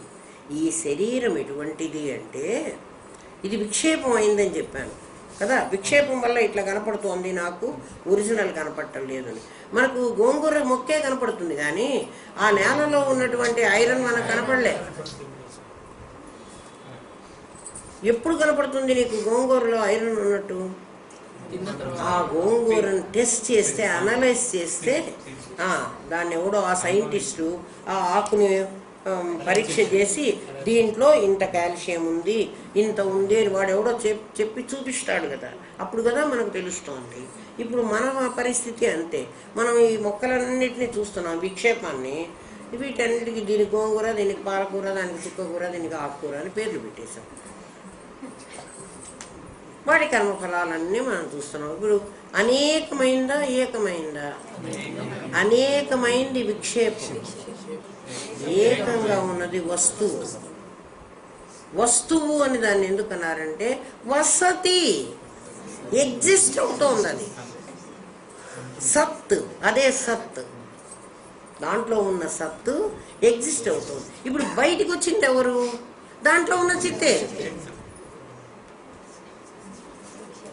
సచ్చిత్తులు వదిలినయ్యా. ఇప్పుడు నీలో చైతన్యం ఉంది అంటే, నీలో చైతన్యం, ఏ చైతన్యం ఉంది నీలో? నీ జ్ఞానం అని దేన్ని అంటున్నావు? నీ కంటితో చూస్తున్నావు, చెవితో వింటున్నావు, ముక్కుతో వాసన చూస్తున్నావు, నామరూప క్రియలతో ఉన్న ఈ శరీరమేనా కాదా? ఈ శరీరం విక్షేపమా? ఇది సహజమా? విక్షేపం. విక్షేపానికి నాశం ఉందా లేదా? విక్షేపానికి నాశం ఉంది. విక్షేపం ఎటువంటి విక్షేపమో ఇప్పుడు చెప్తున్నాడు. ఇప్పుడు రెండు లేవు నీ దగ్గర, ఇందాక రెండు ఉన్నాయి నీ దగ్గర, ఒక దేవుడు, ఒక జీవుడు. ఇప్పుడు జీవుణ్ణి మనం క్యాన్సిల్ చేసి పారేసాం. ఇందాక దేవుణ్ణి క్యాన్సిల్ చేసాం. ఎక్కడ దేవుణ్ణి క్యాన్సిల్ చేసాం? వాడు వైకుంఠంలో, కైలాసంలో ఉండేవాడిని క్యాన్సిల్ చేసాం. అమ్మ, అందరికీ అర్థమవుతుందా? నేను ఏదో పిచ్చిగా ఆర్గ్యూ చేస్తున్నాను, రీజనబుల్గా ఉంది కదా, జాగ్రత్తగా వినండి. ఇందాక వాడిని క్యాన్సిల్ చేసాం. వాడంటే అనుమాన ప్రమాణంతో ఎక్కడో ఉన్నాడన్న వాడిని క్యాన్సిల్ చేసాం. ఒరే, నువ్వు అక్కడ ఉండడానికి వీలు లేదు, నువ్వు మా దగ్గరే ఉండాలి. అప్పుడు దేవుడు వెంకటేశ్వర స్వామి లాగా తిరుపతి కొండ మీద కూర్చోడు. ఈశ్వర సర్వదేహానాం హృద్దేశే అర్జున తిష్టతి.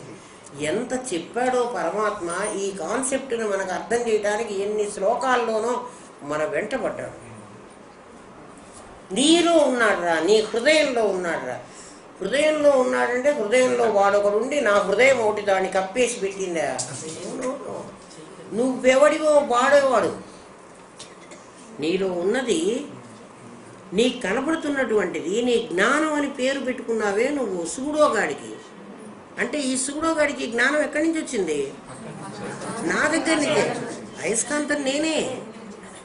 నా దగ్గర నుంచి ఇనప ముక్కలు అతికించుకునేవాడు కొంత శక్తి నా దగ్గర నుంచి తీసుకుని వాడిది శక్తిగా వాడు వ్యవహారం చేస్తున్నాడు, అంతే కదా. ఇప్పుడు విక్షేపం మన దగ్గర ఉన్నది విక్షేపం. విక్షేపం ఎప్పుడూ అనాత్మ. ఎందుకని అనాత్మ? నాచే చూడబడేది అనాత్మ అని నిన్ననే చెప్పుకున్నాం కదా.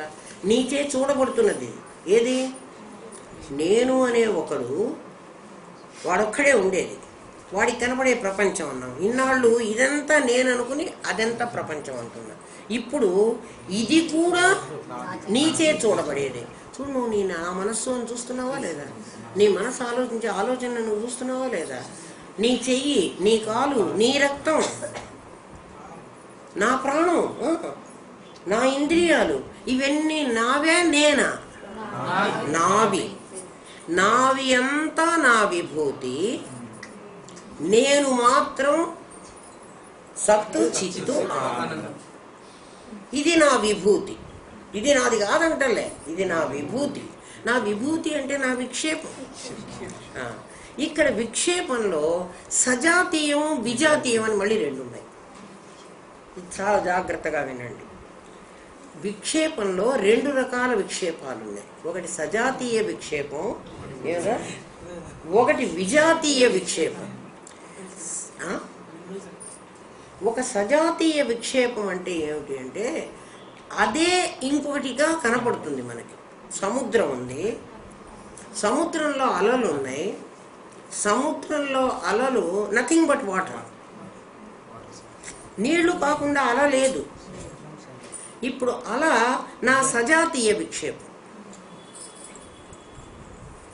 అంటే అలగా ఎందుకు వచ్చింది? సముద్రంలో అల ఎందుకు వచ్చింది?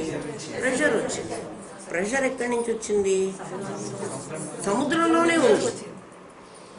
సముద్రంలోనే, మధ్యలో లేదు. సర్ఫేస్ దగ్గరికి వచ్చేటప్పటికి ప్రెషర్ వచ్చింది. నాకు కూడా నేను పరమాత్మగా ఉన్నప్పుడు నాకు ఈ ప్రపంచం, నాకు ఈ విక్షేపం, నాకు ఈ విభూతి లేనే లేవు. నాకు సర్ఫేస్లోకి వచ్చేటప్పటికి నా వాసనలు ప్రెషర్, నా వాసన అదే వాసనే ప్రెషర్, అదే నిన్ను లేపుతుంది. ఏం వాసన లేపిందో చెప్పనా? నేను పనులన్నీ చేసేసి పడుకున్నాను రా, ఇవాళ అయిపోయింది, ఇవాళ పని అంతా అయిపోయింది, నాకు ఇంకా నిద్రపోదాను లేని పడుకున్నా. దోమతెర కూడా వేసేసుకున్నా. ఆ వీధి గుమ్మం తలుపు వేశానో లేదో అనిపించింది. వీధి గుమ్మం తలుపు నేను వేశానో లేదో, ఇది ఇప్పుడు బయలుదేరింది నాలో వాసన. నేను పడుకోగలనా? ఎందుకర్రా అంతవరకు? మనం తాళం వేసుకుని బయటికి వెళ్ళిపోతాం, కారులో కొంత దూరం వెళ్ళాం, అరే గేట్ వేసానో లేదోనే. ఎన్నిసార్లు మనకు వస్తుంది అది సైకాలజీ. మళ్ళీ వెనక్కి తిరిగి వస్తాం. ఆ వెనక్కి తిరిగి వచ్చినప్పుడు మనం సరిగ్గా సినిమాకి వెళదామని బయలుదేరాం, కొంత దూరం వెళ్ళాం, గేట్ వేసామో లేదో అని అనుమానం వచ్చింది, వెనక్కి తిరిగి వచ్చాము. ఆ గేట్ వేసిన సరిగ్గా ఆ టైంకి మన ఇంటికి ఎవరో చుట్టాలు వచ్చారు. ఆ గేట్ తీసాము, గేటు మనం తాళమే వేసాము. ఆ చుట్టాలు టైంకి బాగానే వచ్చారు, మేము వెనక్కి తిరిగి వచ్చాము. పనంతా చేసుకుని పడుకున్న వాడికి వాసన లేపింది. ఎవరిని లేపింది వాసన? నన్ను లేపలేదు, నా విక్షేపాన్ని లేపింది. శరీరం లేచిపోయింది, అక్కడ తేలు రెడీగా ఉంది, దీన్ని కుట్టింది, అది నన్ను కుట్టలే.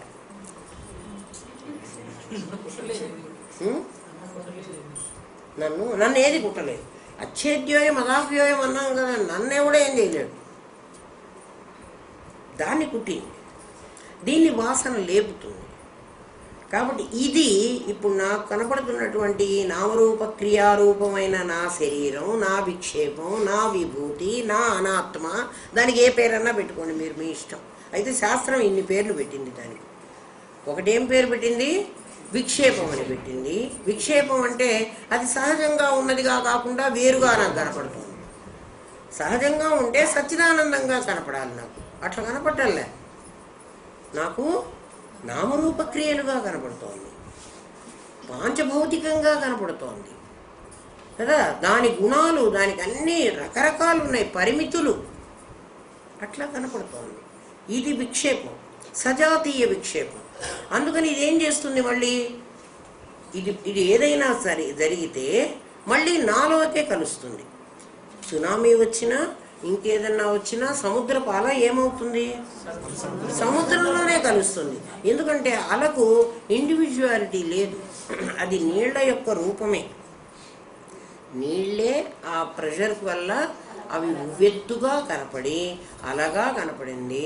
అలగాని బుద్భుతము కానీ ఫేనము కానీ, బుద్భుతం అంటే బుడగ, ఫేనం అంటే నురుగు, అలా చక్రవాతం, వర్ల్పూలు, ఇవన్నీ సముద్రము యొక్క సజాతీయమైన భాగాలు.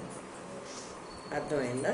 సజాతీయ రూపాలు, సజాతీయ విక్షేపాలు, వాటి సజాతీయ విక్షేపం అనాలి. సజాతీయ విక్షేపం. విజాతీయ విక్షేపం ఎట్లా ఉంటుందంటే, విజాతీయ విక్షేపం అసలు ఇక్కడ లేదు. ఇవన్నీ సజాతీయ విక్షేపాలే. ఎందుకని? నాలో నుంచే సత్వరజస్తమో గుణాలు వచ్చినాయి, నాలో నుంచే వాసనలు వచ్చినాయి, సర్వకర్మస్వరూపం నాలోనే ఉంది. మనము కర్మని ఖర్చు పెట్టాల, కర్మ ఫలాన్నే అనుభవిస్తున్నాం. ఎందుకంటే ఒక నిమిషం, ఆ పెళ్ళి నేను చూసా, నేను కూడా పెళ్లి చేసుకుంటే బాగుంది అనిపించింది నాకు. ఆ పెళ్ళి అనేది నిజంగా మొత్తం కర్మని నేనే అనుభవించేటట్లయితే ఒకడు పెళ్లి చేసుకుంటే ఇంకోటి పెళ్లి చేసుకోవడానికి ఇంకా పెళ్లి లేదు. కానీ అట్లా పెళ్లి లేకుండా ఉండలే. పెళ్లి చేసుకోవడం అనే ఒక కర్మ ఎప్పుడు ఉంటున్నది. అది వీడు చేసుకున్నాడు, వాడు చేసుకున్నాడు, వాడు చేసుకున్నాడు, వీడు చేసుకున్నాడు. అంటే ఏం చేస్తున్నారు? కర్మ ఫలాలు అనుభవిస్తున్నారు. కర్మ అక్కడే ఉంటుంది. సర్వకర్మస్వరూపం సచ్చిదానందమే. ఒక్కొక్కటి బాగా అర్థం చేసుకోండి. కర్మ మనం ఖర్చు పెట్టడంలా, కర్మ ఫలాలు ఖర్చు పెడుతున్నాం. కర్మ ఫలాలు నీకు వాసనలై కూర్చుంటున్నాయి, కర్మ ఫలం అనుభవిస్తున్నావు నువ్వు. కర్మ ఇచ్ఛ, జ్ఞాన, క్రియ అనేటువంటి మూడుగా తయారవుతుంది. ఒకటి సృష్టి, కర్మను సృష్టించావు, కర్మని పోషించావు, కర్మని అనుభవిస్తున్నావు. క్రియ, కర్మ చేసావు, దాని ఫలం అనుభవించావు. అనుభవం, మొత్తం 5 ఉన్నాయి. సృష్టి, స్థితి, లయ, ఫలం, అనుభవం, 5 ఉన్నాయి. కర్మ అనుభవానికి వచ్చేటప్పటికి అది నీకు అర్థం అవుతుంది. ముందు చేసేటప్పుడు నీకు అర్థం కాలే. చూడు, కర్మ చేస్తున్నాం మనం. ఎప్పుడైనా మనకి ఏదైనా కష్టం వస్తే కర్మ అంటే ఇప్పుడు ఏం చెప్తున్నావు? ఇప్పుడు అనుభవానికి వచ్చింది, అనుభవిస్తున్నాను. ఒకప్పుడు చేశాను. అది ఎప్పుడు చేశాను? ఎప్పుడో, గత జన్మే, ఈ జన్మలో కూడా చేస్తాను. ఈ జన్మలోనేరా కూర్చొని హాయిగా మిరపకాయ బజ్జీలు తిను, రాత్రికి విరోచనాలు పుడతాయి. అదే తిను అని చెబుతున్నా కదా, అది గత జన్మ అక్కర్లేదు.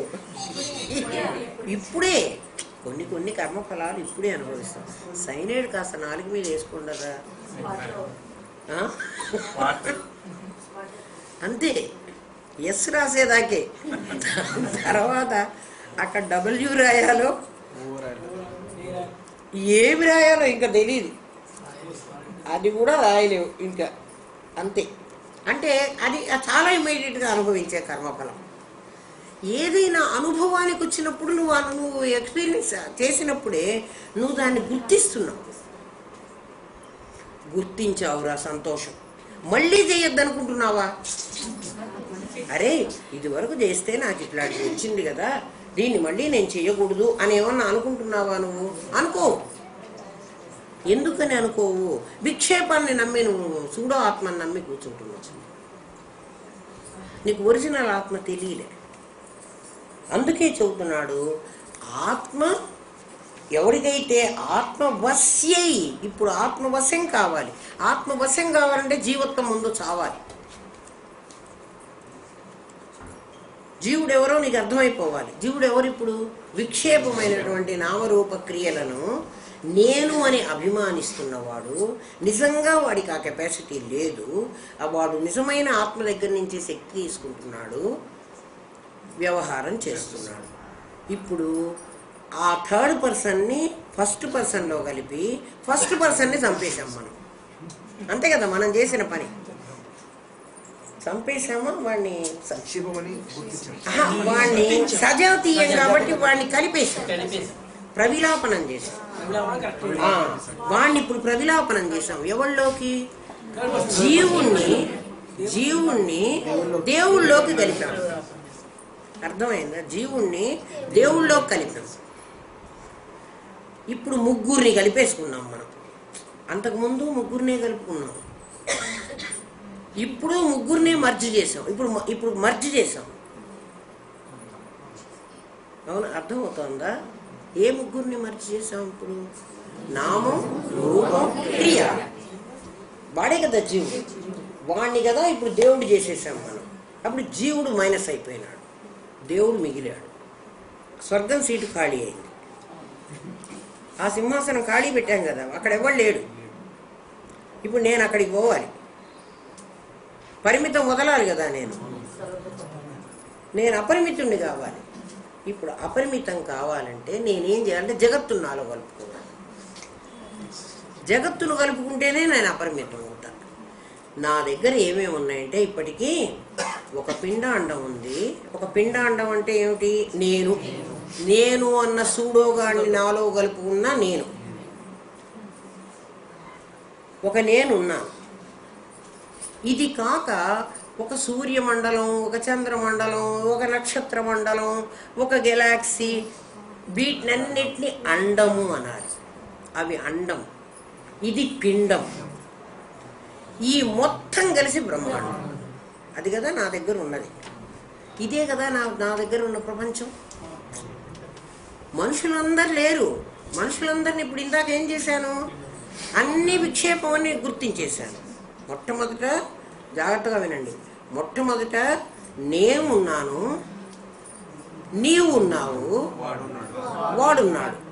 నేను నీవు అనేటువంటి వాడిని, ఆ నీవు అనేవాడిని మైనస్ చేసి వాడిని కూడా నేనే అన్నాను. నేనే. ఎందుకంటే వాడికి వాడే నేను, నాకు నేను. అట్లా నా శరీరం ఎప్పుడైతే విక్షేపం అని గుర్తించి నా జీవుణ్ణి నా బ్రహ్మంలో నేను మర్జీ చేశాను, నా ప్రత్యేగాత్మలో మర్జీ చేశాను, అప్పుడు ఆటోమేటిక్గా వీడందరూ మర్జీ అయిపోయినారు. ఇంకా జీవుళ్ళు లేరు. ఎవరున్నారు? దేవుడే ఉన్నాడు. అంతేనా? అయితే దేవుడు ఏమైపోయినాడంటే హృదయ స్థానాల్లో కూర్చుని ఇప్పుడు వాడు పరిమితం అయిపోయినాడు. వాడి దుంపదేగా వాడు క్వశ్చన్ చేస్తున్నాడు మన్ని, నన్ను ఎందుకు పరిమితం చేశావు? నన్ను అపరిమితం చేయి. నేను అపరిమితం కావాలి, నేను అంతా నిండిపోవాలి. సర్వజ్ఞత్వం, సర్వశక్తిమత్వం. నేను సర్వశక్తిమంతుణ్ణి కావాలి, నేను సర్వజ్ఞుణ్ణి కావాలి. వ్యోమవత్ వ్యాప్త దేహాయ, ఆకాశంలాగా నేను సర్వత్రా వ్యాపించాలి. నన్ను పరిమితం చేశావేమిటి నువ్వు అని అడుగుతున్నాడు వాడు. మన్ని ప్రశ్న వేస్తున్నాడు. ఇప్పుడు వాడిని అపరిమితం చెయ్యాలి. ఎందుకంటే అక్కడ సీటు ఖాళీగా ఉంది.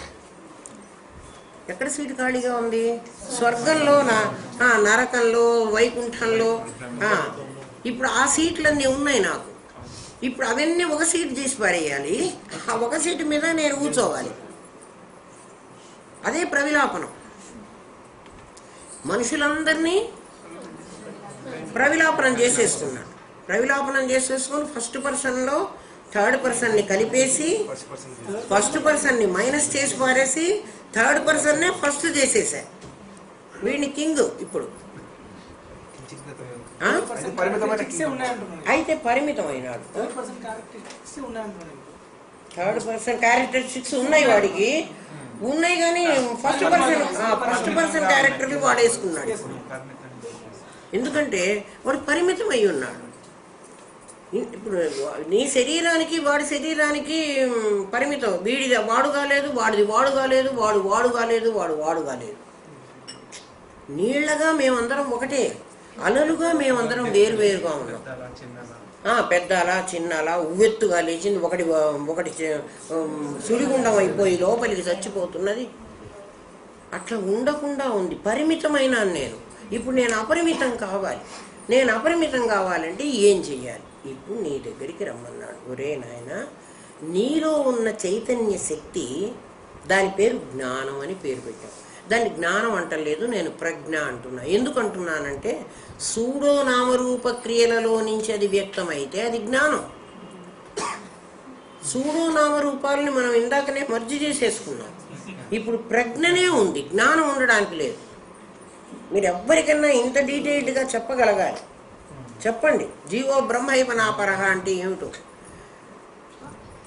కలిపేశాం కదా. ఏమ్మా అంతే కదా, ఇంద్రియ జ్ఞానం. మూడే వాడిని కలిశాను, వాడు ప్రజ్ఞే కదా, వాడు లోపల ఉన్నవాడు, వాడి జ్ఞానాన్ని ప్రజ్ఞే అనాలి. ఎందుకంటే ఇంద్రియాలకున్న దాన్నే జ్ఞానం అన్నాం. దానికి మనం ఏం చెప్పుకున్నాం? నా దగ్గర మ్యాగ్నెట్ ఉంది, ఈ ఇనుప ముక్కలు ఉన్నాయి, ఈ ఇంద్రియాలన్నీ ఇనుప ముక్కలు, నా మ్యాగ్నెట్ని ఖర్చుకుని కొంత ఆ పవర్ని, ఆ శక్తిని అవి లాక్కున్నాయి. అవి కొంతసేపు మాత్రమే ఆ మ్యాగ్నెటిక్ శక్తితో వర్క్ చేస్తాయి, తర్వాత అవి మామూలు ఇనుప ముక్కలేను. అంటే వాటికి టెంపరీగానే శక్తి ఉంది, యథార్థంగా శక్తి లేదు. ఎందుకంటే నేను చచ్చిపోతే నా కళ్ళు చూడవు, నా చెవులు వినవు కదా. ఎవడు చచ్చిపోతే? ఈ సూడోజీవుడు చచ్చిపోతే. అర్థమవుతుందా? వీడు చచ్చిపోతే వీడే చస్తాడు, నేను అసలు రావను. ఇప్పుడు నా పేరు ప్రజ్ఞ, ప్రజ్ఞానం బ్రహ్మ. అయితే నాకు ఇక్కడ ఏమొచ్చిందంటే నాకు పరిమితత్వం వచ్చింది. నేను అపరిమితం కావాలి, నాకు అనేకత్వం వచ్చింది, నాకు ఏకత్వం కావాలి. నేను ఇద్దరు ముగ్గురుగా ఉండడానికి నేను ఒప్పుకోను, నేను ఇష్టపడను. నేను అంతటా వ్యాపించాలి. ఇప్పుడు మీరందరిలోనూ నేనే చేసి, వీడు ఫస్ట్ పర్సనే, వీడి ఫస్ట్ పర్సన్ని మైనస్ చేసి వీడిని థర్డ్ వాడిని తెచ్చి వాళ్ళలో పెట్టా, వీళ్ళలో పెట్టా, వీళ్ళలో పెట్టా. ఇప్పుడు మేమేమైనాం? ఫస్ట్ పర్సన్గానే ఉన్నాం, అనేకత్వం వచ్చింది. నాకు అనేకత్వం, పరిమితత్వం వచ్చింది. నీకు అనేకత్వం నుంచి నేను ఏకత్వానికి నన్ను తీసుకెళ్ళు, పరిమితత్వాన్ని నుంచి నన్ను అపరిమితత్వానికి తీసుకెళ్ళు. అప్పుడు నా సర్వజ్ఞత్వం, నా సరస్వజ్ఞత్వం నాకుంటుంది. నన్ను పరిమితమైన శరీరంలో నువ్వు పెట్టవా అని దేవుడు ఇప్పుడు మన్ని క్వశ్చన్ చేస్తున్నాడు. ఇప్పుడు వాడి దగ్గరికి వచ్చాను నేను. వాడిని ఇప్పుడు అపరిమితం చేసి జగత్తును వాళ్ళలో మర్జి చేయాలి. అట్లా చేస్తేనే నీ ఇంద్రియాలు ఇంద్రియార్థాలతో పనిచేస్తున్నా నీ కర్మ అంటావు, లేకపోతే నీ కర్మ అంటుతుంది. కర్మ చేస్తూ కర్మ అంటకుండా ఉండే పద్ధతి నీకు చెప్తున్నాడు ఈ శ్లోకంలో పరమాత్మ. కర్మ చేయి, కర్మ మానవాకు. ఫలం లేదు, అసలు ఫలం కూడా నీకు సంబంధం లేదు. ఎవడైతే కర్మ చేస్తాడో వాడు కదా ఫలం అనుభవించాలి.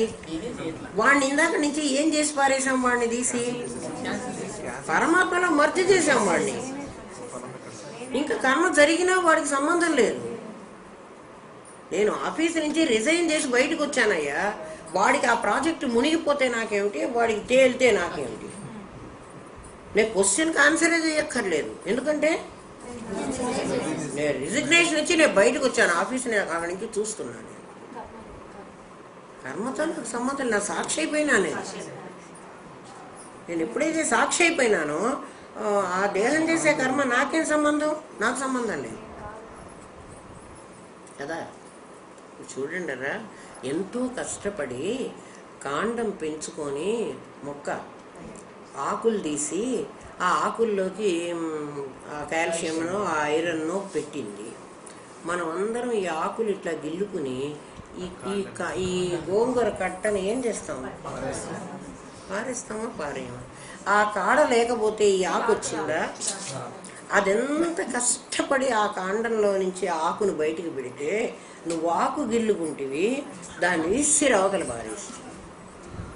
ఇది కూడా అంతే, కర్మఫలాలన్నీ తీసుకున్నావు, దీన్ని విసిరి అవతల పారేస్తున్నావు. దాన్ని ఆ కొడుకు తీసుకుపోయి తగలబెట్టుకుంటున్నాడు. వాడి ఇష్టం, వాడు ఆ చెత్త వాడు తీసుకుపోయి డంప్ యార్డ్లో పారేసుకుంటున్నాడు. ఇక్కడ చెత్తవాడే నా కొడుకు, చెత్త వాడు తీసుకుపోతున్నాడు, దీన్ని వీడు తీసుకుపోతున్నాడు, అంతే కదా. ఇప్పుడు ఇక్కడే చచ్చిపోతాను అనుకోండి, మీరేం చేస్తారు? వెంటనే నగేష్ అమ్మ పోయింది నువ్వు రా అని చెప్పి వాడికి చెబుతారు. వాడు వస్తాడు, వాడు వచ్చి ఏం తీసుకుపోతాడు? ఈ కాండాన్ని తీసుకుపోతాడు డంప్ యార్డ్లో వారేయడానికి. అంతే చేస్తున్నాడు. ఎందుకంటే నన్ను ఎవడు తీసుకుపోలేడు, నేను అసలు రావను.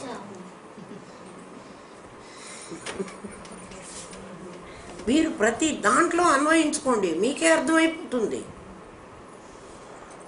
ఆ కాడ లేకపోతే మీకు ఆకే రాదు. కాడ కూడా తినచ్చు కదా. ఎవడన్నా తింటున్నాడా?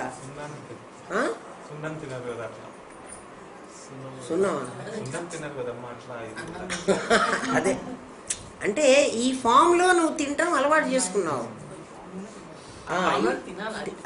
అదే లేకపోతే తినలేవు, మట్టి తినలేవు కదా. ఇంత మట్టి గుప్పడి మట్టి, దాంట్లో కాల్షియం ఉందని నోట్లో పోసుకో, వేరే కూడా వస్తాయి. దాంట్లో ఇంకా చాలా ఉన్నాయి కదా, నువ్వు అమ్మేగా తీయలేవు కదా. ఇప్పుడు నీ దగ్గర ఉన్నది జ్ఞానం కాదు, ప్రజ్ఞ. జ్ఞానం అన్నావు అంటే ఏమైపోతావు? ఇంద్రియాల వరకు పరిమితం అయిపోతావు. ఎందుకంటే కన్ను చూస్తుంది, చెవి వింటుంది, అది జ్ఞానం, పరిమిత జ్ఞానం. కొంతవరకే కన్ను అంతవరకే చూస్తుంది, ఈ చెవి ఇంతవరకే వింటుంది. కన్ను అడుగు, మొత్తం చూస్తుందేమో. సూర్యమండలం చూసి రావే అని చెప్పు, చంద్రమండలం చూడమను. కొంతదాకా చూసి ఈహ కనపడదు, దానికి నాకు కనపడదని చెప్పదు. ఎందుకంటే అది జీవుడు కదా, అది వాడి మీద వేసుకోకూడదు, వాడి లేమితనాన్ని. అక్కడ నల్లగా ఉంది అంటాడు. ఆకాశంలోట నల్లగా ఉంది. నల్లగా ఏముంది చెప్పు? నల్లగా ఏం లేదు. మబ్బులు కూడా మేము నల్లగా ఉండవు, నీలంగా ఉంటాయి. ఎందుకంటే బ్లూ ప్లానెట్ అని దీనికి పేరు. నీళ్ళంతా దాని మీద పడి అది రిఫ్లెక్ట్ అయ్యి మనకి నీలంగా కనిపిస్తుంది. బయటికి పోయి చూస్తే, భూమిని చూస్తే నీలంగా కనిపిస్తుంది, నల్లగా కనిపించదు. మరి నువ్వు నల్లగా ఉంది అంటున్నావు, ఆకాశంలో చూసి నల్లగా ఉంది అంటున్నావు. నల్లగా లేదు. నీ కన్ను నీకు ఉన్నది ఉన్నట్టుగా చెప్పడం దానికి ఇష్టం లేదు. దాని లేమితనాన్ని అది ఒప్పుకోదు. అది కొత్తది నీకు చెప్తుంది. అట్లా అంటే జీవుడి లక్షణం అది. జ్ఞానం అన్నావంటే పరిమితం అయిపోతావు. నన్ను ఇప్పుడు ప్రజ్ఞానం అన్నాను. ప్రజ్ఞానం అని నన్ను దేహంలో బంధిస్తే నేను ఇప్పుడు కూడా పరిమితంగానే ఉన్నా. ఇప్పుడు నీకు చెప్తున్నాడు, రే నాయనా, నువ్వు నీ శరీరాన్ని వదిలిపెట్టి బయటికి పోగలదు, నీ ప్రజ్ఞ పోగలదు, నువ్వు దాన్ని బంధించి పెడుతున్నావు అంటే అది కూడా నీ విక్షేపంలో భాగమే. నీ కన్ను ప్రతి వస్తువుకి ఒక ఆవరణ ఉంటుంది. ఏ వస్తువుకైనా ఒక ఆవరణ ఉంది. నీ దగ్గర అజ్ఞానం ఉంది, ప్రతివాడి దగ్గర అజ్ఞానం ఉంది. ఏమిటి అజ్ఞానము? ఈ నామరూప క్రియలు నీవు కానివి నీవనుకోవడం అజ్ఞానం. ఇప్పుడు ఇంత అనలైజ్ చేసిన తర్వాత కదా నీకు అవి నువ్వుగా కాదని కూడా కాదు, అది నీ సజాతీయమేనని కూడా తెలిసింది నీకు. అవి వాటి ఇండివిజువాలిటీ లేదు అనే ఇప్పుడు నీకు తెలిసింది. అది యాక్చువల్ కాదు, బట్ అది కనపడుతున్నది. దానికే మిథ్య అని పేరు పెట్టాం. అది నా సజాతీయమైన రూపమే అన్నాం. అది నా అలా కనపడుతోంది అంటే అది సముద్రమే.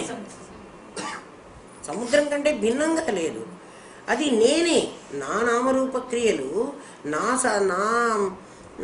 నా సత్వరజస్తమో గుణాలు అట్లా కనపడుతున్నాయి మీకు. నా విక్షేపం అది, నా విభూతి, నా అనాత్మ.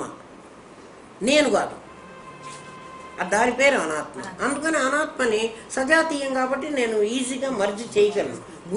బుద్ధితోనే. ఫిజికల్గా చేయవాకండి, ఫిజికల్గా మీరు చేయలేరు. అందుకే వస్తు సిద్ధంగా కాదు, బుద్ధి సిద్ధంగా అని చెప్తూనే ఉంటుంది శాస్త్రం. బుద్ధి డ్రైవర్, బుద్ధితో చెయ్యి ఈ పని. ఇప్పుడు ప్రజ్ఞానం అన్నది నీ ప్రజ్ఞ, నువ్వు ప్రజ్ఞ లోపల అణిగి ఉంది. ఎందుకు అణిగి ఉంది అంటే ఈ నామరూప క్రియలనే నేను అని నువ్వు భావించావు కాబట్టి అసలు నేను లోపల అణిగి ఉంది. నువ్వు ఈశ్వరుణ్ణి అక్కడి నుంచి తెచ్చి నీ దగ్గర కూర్చోబెట్టలే, థర్డ్ పర్సన్ని తీసుకొచ్చి ఫస్ట్ పర్సన్లో చేర్చలే. వాడు అప్పుడు కూడా నీ దగ్గరే ఉన్నాడు, నువ్వు గుర్తించలే. అందుకని వాడు నీ దగ్గరే ఉన్నాడు. నీ దగ్గరే ఉన్నవాడిని నువ్వు గుర్తించలే. అది బికమింగ్ కాదు, బీయింగ్. నువ్వు తెచ్చి పెట్టక్కర్లే. నీకు తెలియదు కాబట్టి నువ్వు ఎక్కడో ఉన్నాడని వాడు అనుకుంటున్నావు కాబట్టి నీ గురువు చెప్తున్నాడు. కానీ వాడు ముందు నీ దగ్గరే ఉన్నాడు. నీ దగ్గరే ఉన్నాడు. వాడు అపరిమితంగానే ఉన్నాడు. వాడు పరిమితంగా లేడు. నువ్వు పరిమితంగా అనుకుంటున్నావు. అందుకని ఎప్పుడూ నీ బాధనే నీకు చెప్తున్నాడు. ఒరే నువ్వే ఇట్లా అనుకుంటున్నావురా అని. అయితే అజ్ఞానం అంటే ఏదో అనుకోవకండి, ఎక్కడో చీకటి అనుకోండి. నీవు కాని వస్తువును నువ్వు అనుకోవడం అజ్ఞానం. నీది కానిది నీదనుకోవడం అజ్ఞానం. నువ్వు నాది అంటున్నావు, అది నీది కాదు, అది నీవే. నీ సజాతీయ రూపం అది. విజాతీయం చెప్పలే కదా ఇందాక మీకు. ఇది సజాతీయం అని ఉన్నది చెప్పాను. సజాతీయం విజాతీయం అని రెండు ఉంటాయి. మళ్ళీ కాస్త వెనక్కి రండి. నీళ్లు పడవ ఉంది, సముద్రం ఉంది. పడవ సముద్రం మీద నడుస్తూ ఉంటుంది కదా. పడవ సముద్రం కంటే విజాతీయం. అంటే సముద్రం ఏమో జలం, అల జలరూపమే. పడవ జలరూపం కాదు. బట్ పడవ సముద్రం మీదే ఉంది, అల కూడా సముద్రం మీదే ఉంది.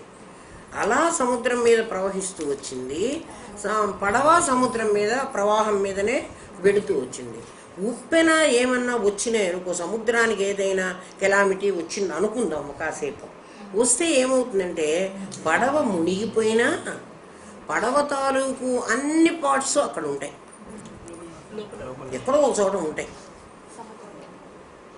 అంటే ఎక్కడో ఒక చోట వాటి వ్యక్తిత్వాన్ని వాటి కోల్పోకుండా అవి ఆ మూలో ఈ మూలో ముక్కలు విరిగిపోయింది. పడవ విరిగిపోయింది, గాలి వచ్చింది, ముక్క విరిగిపోయింది పడవ అంతా తెడ్డుతో సహా.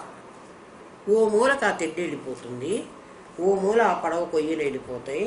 కానీ నువ్వు ఆ సునామీ అయిపోయిన తర్వాత చూస్తే నీకు పడవ ముక్కలు మొత్తం సముద్రంలో ఎక్కడో అక్కడక్కడ అన్నీ దొరుకుతాయి.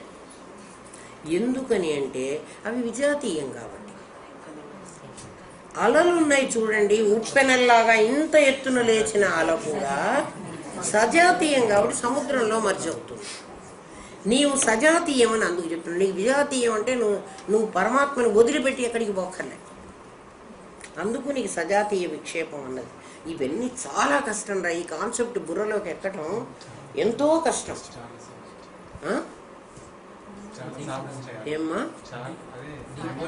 చాలా డీప్గా ఉంటుంది నాయన. మరి ఉండకపోతే ఎట్లా మరి తెలియాలి. ఊరికే పై కథలు, రాముడు కథ, కృష్ణుడు కథ చెప్పి ఎన్నాళ్ళు మిమ్మల్ని మభ్య పెట్టమంటావు? నేను అసలు అట్లా మభ్య పెట్టను, నాకు ఇష్టం కూడా ఉండదు.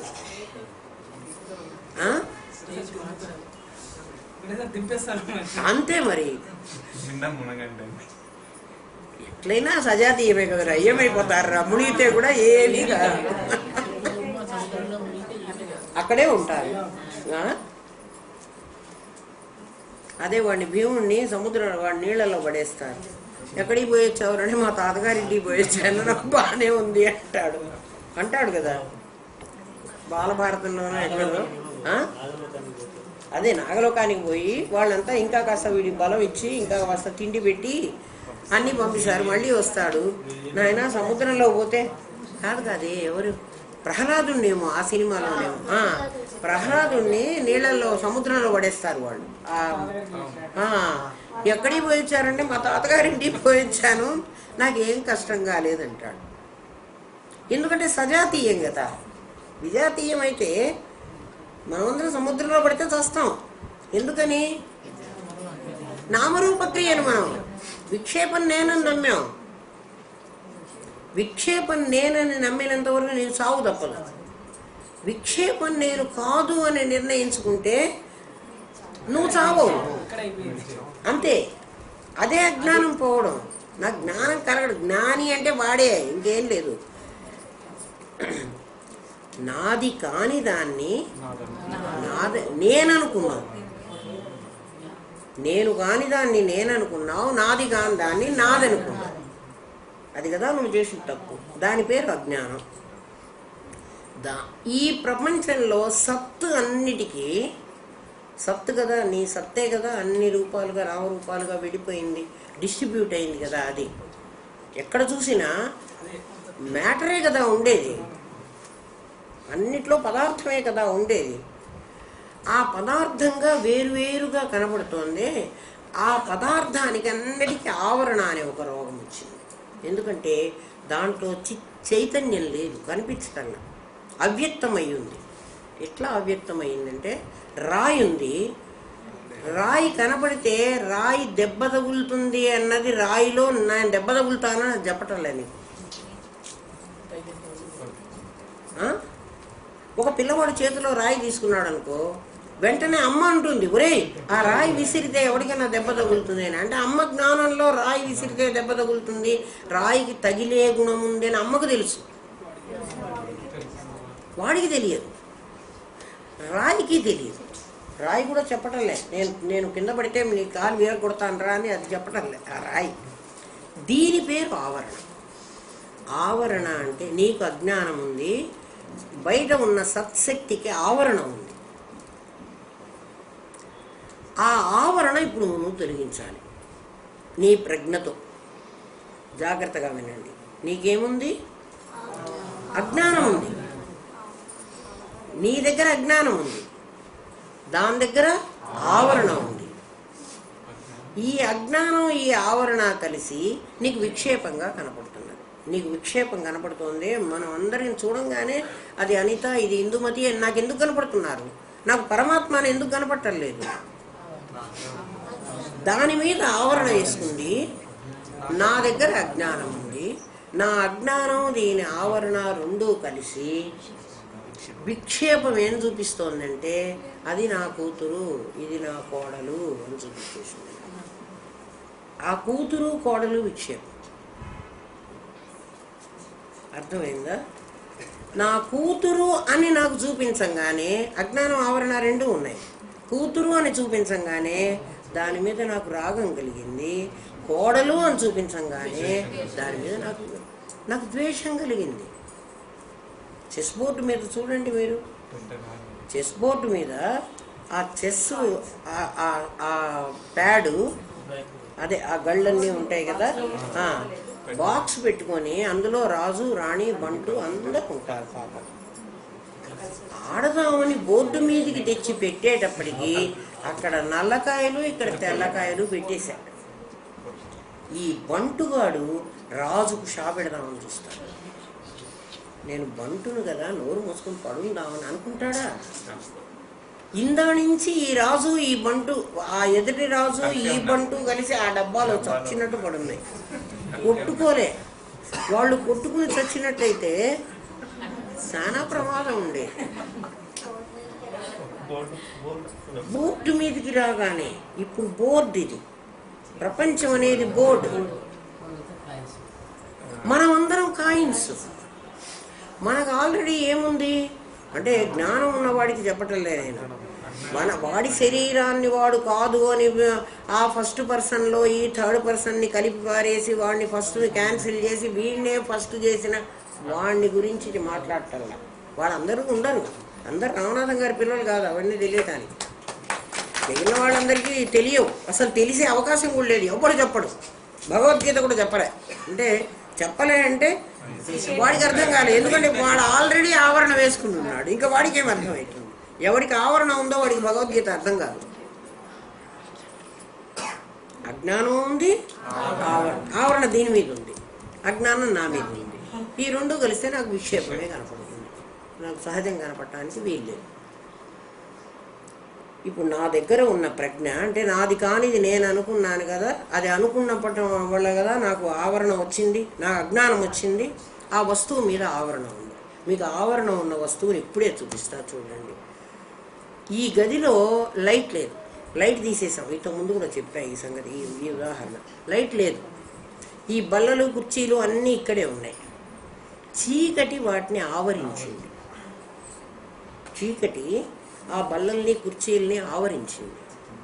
నేను లైట్ వేసాను, అవన్నీ కనపడుతున్నాయి నాకు.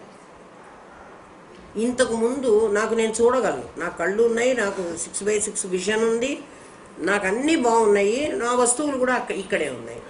చీకటింట్లో నేను ఇవన్నీ కొట్టుకుంటున్నాను, లైట్ వేయగానే నాకు అవన్నీ కనపడుతున్నాయి, నేను ఎవరిని కొట్టుకోకుండా జాగ్రత్తగా వెళ్ళగలుగుతున్నాను. ఇప్పుడు లైట్ నాకు ఏం చేసింది?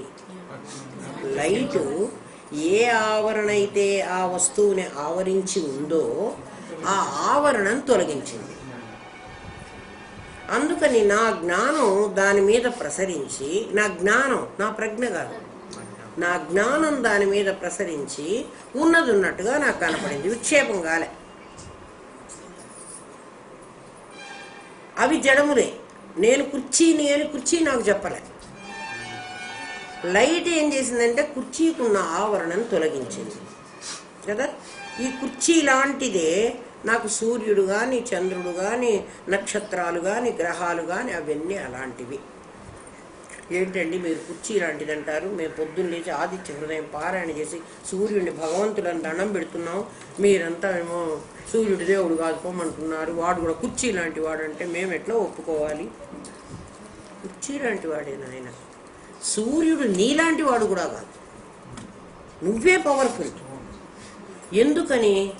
వాడు స్టోనో గీనో నాకు తెలియదు, కానీ వాడు నువ్వైతే ఇంకొకరిని పుట్టిస్తున్నావు. సూర్యుడు ఇంకో సూర్యుడిని పుట్టించమని వాడు పుట్టించలేడు, వాడు జడము. ఇంకో చంద్రుడిని పుట్టించమను,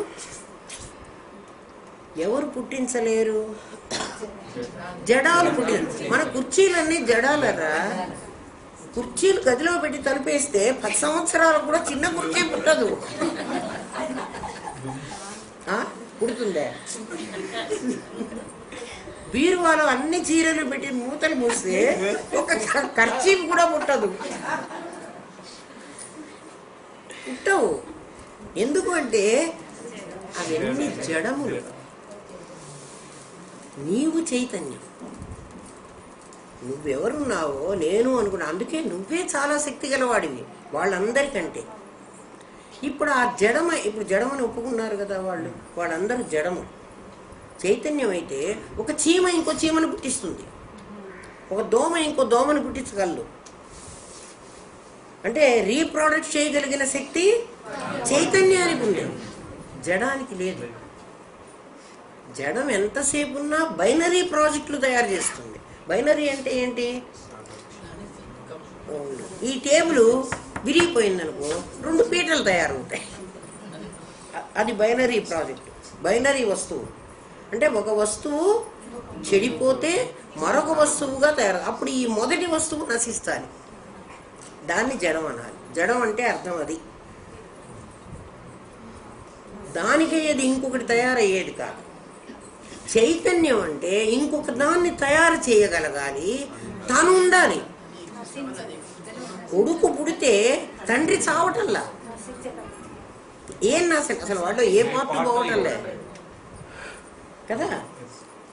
కొడుకు పుట్టాడు అంటే తండ్రిలో ఒక భాగం పోతుందంటే వాడు కొడుకుని కనడు. నీ కొడుక్కి కళ్ళు రావాలి అంటే నీ కన్ను పోతుందిరా అన్నారనుకో, కొడుకోదు అంటే కొడుకు కూతురు పుట్టి 2 కళ్ళు పోతాయి కదా. నీలో ఏం పోవు, ఎందుకంటే నువ్వే శక్తి కలవాడివి. అందుకే అహం బ్రహ్మాస్మి అన్నది నీకు. అందుకే నువ్వే పరబ్రహ్మ స్వరూపుడివిరా, సృష్టి చేయగలవు. సృష్టి అంటే పునః సృష్టి చేయగలిగిన శక్తి నీకే ఉంది, పోషించగలిగిన శక్తి నీకే ఉంది, నాశనం చేయగలిగిన శక్తి నీకే ఉంది. ఈ ప్రపంచాన్నంతా 4 బాంబులు వేసి, యాటం బాంబులు వేసి మొత్తం ప్రపంచాన్ని నాశనం చేయగలవు. నువ్వు చెయ్యొద్దు. ప్రపంచాన్ని నువ్వు సృష్టించగలవు, పోషించగలవు. ఎందుకంటే నీ ఫ్యామిలీని నువ్వు పోషిస్తున్నావు, వాళ్ళందరినీ నువ్వు పుట్టించావు. నీ దగ్గర ఏం ఖర్చు కాకుండానే వాళ్ళు పుట్టారు. ఒక చెట్టు ఇంకో చెట్టును పుట్టిస్తోంది, ఒక సూర్యుడు ఇంకో సూర్యుడిని పుట్టించలేడు, ఒక నక్షత్రం ఇంకో నక్షత్రాన్ని పుట్టించలేదు. అవే ఉన్నాయి అంతే. అవి ఉన్నాయి అంటే అవి జడములుగా ఉన్నాయి, వాటికి ఆవరణ ఉంది. నీ దగ్గర ప్రజ్ఞ ఉంది, జ్ఞానం కాదు. జ్ఞానం ఇంద్రియాలన్నీ వాటిని విక్షేపం చేసి పారేసావు, సజాతీయం చేసి నువ్వు మర్జి చేసుకున్నావు కదా. అందుకని నీ దగ్గర ప్రజ్ఞ ఉంది. ఇప్పుడు నీ ప్రజ్ఞ పరిమితంగా ఉంది నీ శరీరంలో. ఇప్పుడు నువ్వేం చేస్తున్నావు అంటే చంద్రమండలానికి పంపించావు నీ ప్రజ్ఞను. పోయిందా పోలేదా ఆలోచించు. పోయింది అంటే చంద్రమండలం నీకు కనిపించింది. హిమాలయాలకు పంపించావు, హిమాలయం నీకు కనిపించింది. నయాగరాకి పంపించావు, నయాగరా నీకు కనిపించింది. అంటే ఏం కనిపించింది? నీ ప్రజ్ఞ నయాగరా వరకు ప్రయాణం చేసి అక్కడ ఉండేటువంటి ఆ నయాగరా మీదున్న ఆ ఆవరణని తొలగించేసింది. అది ఉన్నట్టుగా నీకు కనపడుతుంది. ఇప్పుడు నిన్ను దాటిపోయిన నీ ప్రజ్ఞ పరిమితమా అపరిమితమా? ఎక్కడికైనా పంపిస్తావు కావాలంటే, అపరిమితం. అది నయాగరానే చుట్టగలదు, హిమాలయ పర్వతాన్ని చుట్టి రాగలదు. అంటే దాని ఆవరణ అంటే దీని చుట్టూ చుట్టగలదు. అంటే వ్యాప్తం అవుతుంది, వ్యాప్తం కాగలదు. వ్యాప్తం అంటే ఏమిటి? అది ఎక్స్టెండ్ అవ్వగలదు. వ్యాప్తం అంటే ఎక్స్టెండ్ అవ్వగలదు. దానికి పరిమితం లేదు. అంటే హిమాలయాలకి ఇండియాలో ఉన్నది కాబట్టి హిమాలయాన్ని మాత్రం మేము వ్యాప్తం అవ్వగలను నా ప్రజ్ఞ. అమెరికాలో ఉంది కదా నయాగరాని నేను వ్యాప్తం కాలేను అనేటువంటి ఆ లోపం దానికి లేదు. అది ఎక్కడికైనా వెళ్ళగలదు, ఏ వస్తువునైనా చుట్టగలదు. చుట్టిందని నాకంటే తెలుసు. సూర్యుడు నీకు కనిపిస్తాడు. ఇప్పుడు సూర్యుడు లేడు. సూర్యమండలానికి పోయి ఆ సూర్యుడు ఎక్కడ ఉన్నాడో వాడి దగ్గరికి పోయి సూర్యమండలాన్ని నీ జ్ఞానం కప్పుతోంది. కప్పిందని నీకెట్ట తెలుసు అంటే సూర్యుడు నీకు కనిపించాడు. ఈ కళ్ళకు కాదు, నీ ప్రజ్ఞ కనిపించాడు. అంటే నీ ప్రజ్ఞ సూర్యుడి వరకు వెళ్ళి, జాగ్రత్తగా ఆలోచించండి, నీ ప్రజ్ఞ సూర్యుడి వరకు వెళ్ళి సూర్యుడి మీద ఉన్న ఆవరణను తొలగించబట్టి కనిపించాడు. సూర్యుడి ఆవరణ తొలగించాలంటే సూర్యుడి కంటే నీ ప్రజ్ఞ పెద్దదిగా ఉండాలి. ఉంటేనే కదా ఒక వస్తువుని ఇంకొక వస్తువు వ్యాప్తం చెయ్యాలంటే ఈ వస్తువు చిన్నదిగా ఉండాలి. అప్పుడు సూర్యుడి కంటే నీ ప్రజ్ఞ పెద్దది. గెలాక్సీ కంటే నీ ప్రజ్ఞ పెద్దది. అది ఎక్కడికైనా పోగలదు. అది ఎటువంటిది అంటే వ్యోమవత్తు వ్యాప్త దేహాయ. వ్యోమవత్ ఆకాశం ఎంత పెద్దదిగా అయి వెళ్ళగలదో అంత పెద్దదిగా వెళ్ళగలిగింది. అప్పుడు అన్ని దానిలోకి వచ్చినాయి. సూర్యమండలము అంటే అండాలన్నీ వచ్చినాయి. అండం అంటే అది సూర్యమండలం, నక్షత్ర మండలం, స్వర్గలోకం ఉన్నాయి. ఎక్కడ ఉన్నాయో మనకు తెలియదు, అవి లేవు అసలు. అంటే అవన్నీ నీలోకి వచ్చినాయి. నీ జ్ఞానం విజృంభించింది. అది ఎంత విజృంభించిందంటే మొత్తం ప్రపంచం అంతా విజృంభించింది. ఇప్పుడు సర్వజ్ఞత్వం ఉందా? నీకు సర్వజ్ఞుడు అయినావా కాలేదా? అంటే నీకు సూర్యుడు తెలుసు, నీకు చంద్రుడు తెలుసు, నీకు నయాగరా తెలుసు. మీరంటారు నయాగరా ఎట్లా ఉందో నాకెట తెలుస్తుంది. నీకు ఎట్లా తెలియక్కర్లే. నయాగరా ఎట్లన్నా ఉండని నీ లోపల ఒక నయాగరాన్ని నువ్వు చూడగలవు. నీ ఇష్టం. అదే వీడు అర్జునుడు మనకన్నా ముందే అన్ని వేసి పెట్టాడు.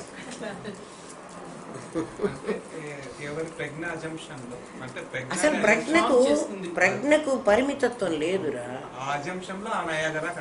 అవును, నీ ఇష్టం, నీ లోకం, అది నీది. వీడు కూడా వీడు ఒకటేనన్నాను. వాడి ప్రజ్ఞని పంపించి నయాగర కాకపోతే స్వర్గాన్నే చూస్తాడు వాడు. నువ్వు ఫామ్ చేసావు. అవును, సృష్టికర్త. అప్పుడు నువ్వు సృష్టించావు. అప్పుడు నీలో ఒక కొత్త నయాగర కనిపించింది కదా, ఆ నయాగరకు నువ్వే సృష్టికర్తవి. దాన్ని ఎక్కడ లయం చేస్తావు? నీలోకే లయం చేస్తావు. వాడిని తినేయవు. నువ్వు సృష్టించిన ప్రపంచాన్ని ఇంకొకడిని ఎత్తినేయవు. నీలోకే లయం చేసుకుంటావు. అప్పుడు ఈ ప్రపంచం అంతా ఏమవుతుందంటే స్వప్నవత్ అయిపోతుంది. నీ కళని నువ్వే సృష్టించి, జాగ్రత్తగా ఆలోచించండి, నీ కళని నువ్వే సృష్టించావు. నీ కళకు సృష్టికర్త ఎవరు? నువ్వే. నీ కళకు పోషణకర్త ఎవరు? నువ్వే. నీ కళకు లయకర్త ఎవరు? నీవే.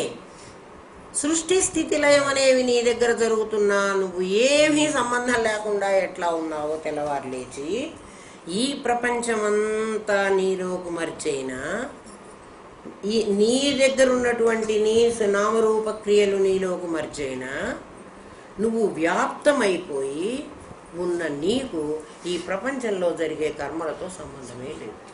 కళతో నీకేం సంబంధం ఉంది? అప్పుడు నీకు ఇంద్రియై విషయై చరాన్, ఇంద్రియాలు విషయాలతో చరించుతున్నప్పటికీ కర్మ నిన్నంటుంది. నీ కళలో నువ్వేం చేస్తే నీకు అంటుతుంది? ఆ కళలాగా అయిపోతావు. ఇప్పుడు ఏమైంది? జగత్తును కూడా నీ లోపలే మర్జీ చేసావు.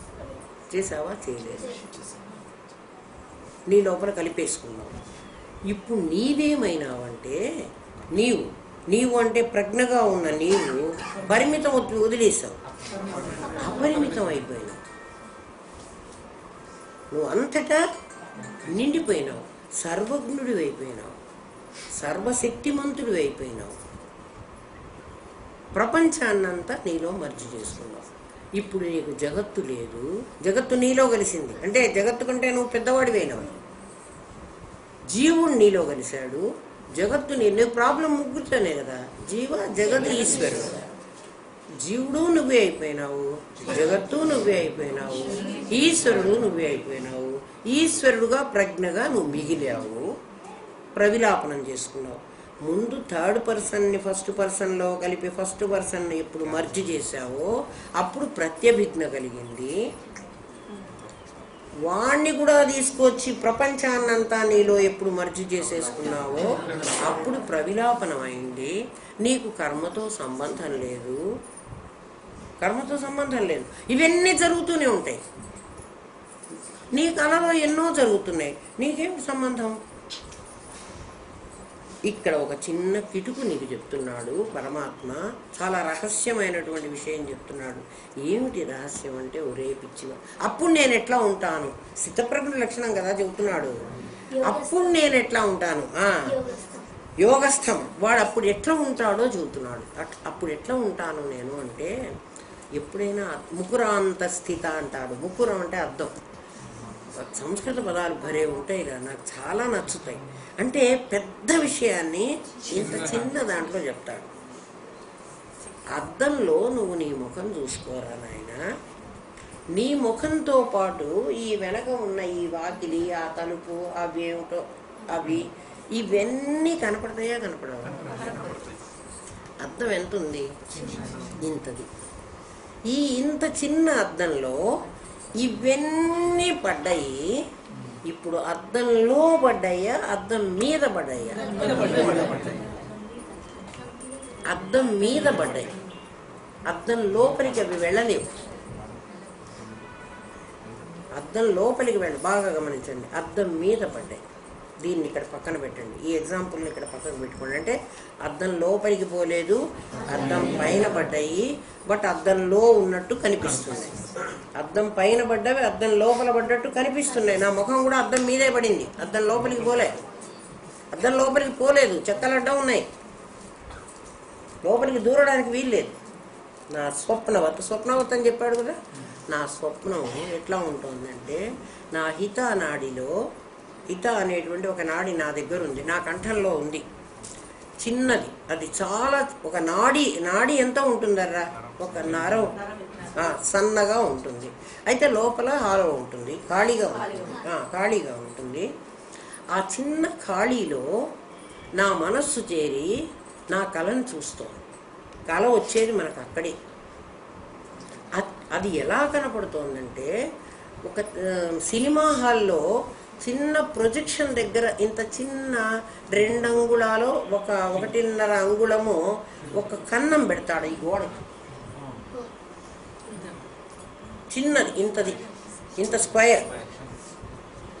ఆ స్క్వేర్ గోడలో వెనక ఫిలిం పెడతాడు, దానికి సరిగ్గా సరిపోయేటట్టు ఒక ఫిలిం బహుశా స్క్వేర్ లాగా ఉండదేమో, రెక్టాంగిల్లో ఉంటుంది అనుకుంటాను. ఆ కన్నం కూడా రెక్టాంగిల్లోనే ఉంటుంది. కానీ మనకు కనిపించడం స్క్వేర్ లాగా కనపడుతుంది. ఫిలిం రెక్టాంగిల్లో ఉంటుంది కదా, అందుకని అది కూడా రెక్టాంగిల్లో ఉంటుంది. అట్లా ఉండదు, అది రెండు ఒకటే ఉంటాయి. లేకపోతే మళ్ళీ అక్కడ ఖాళీ కనపడుతుంది, ఆ ఖాళీలోంచి ఇంకోటి పోవాలి.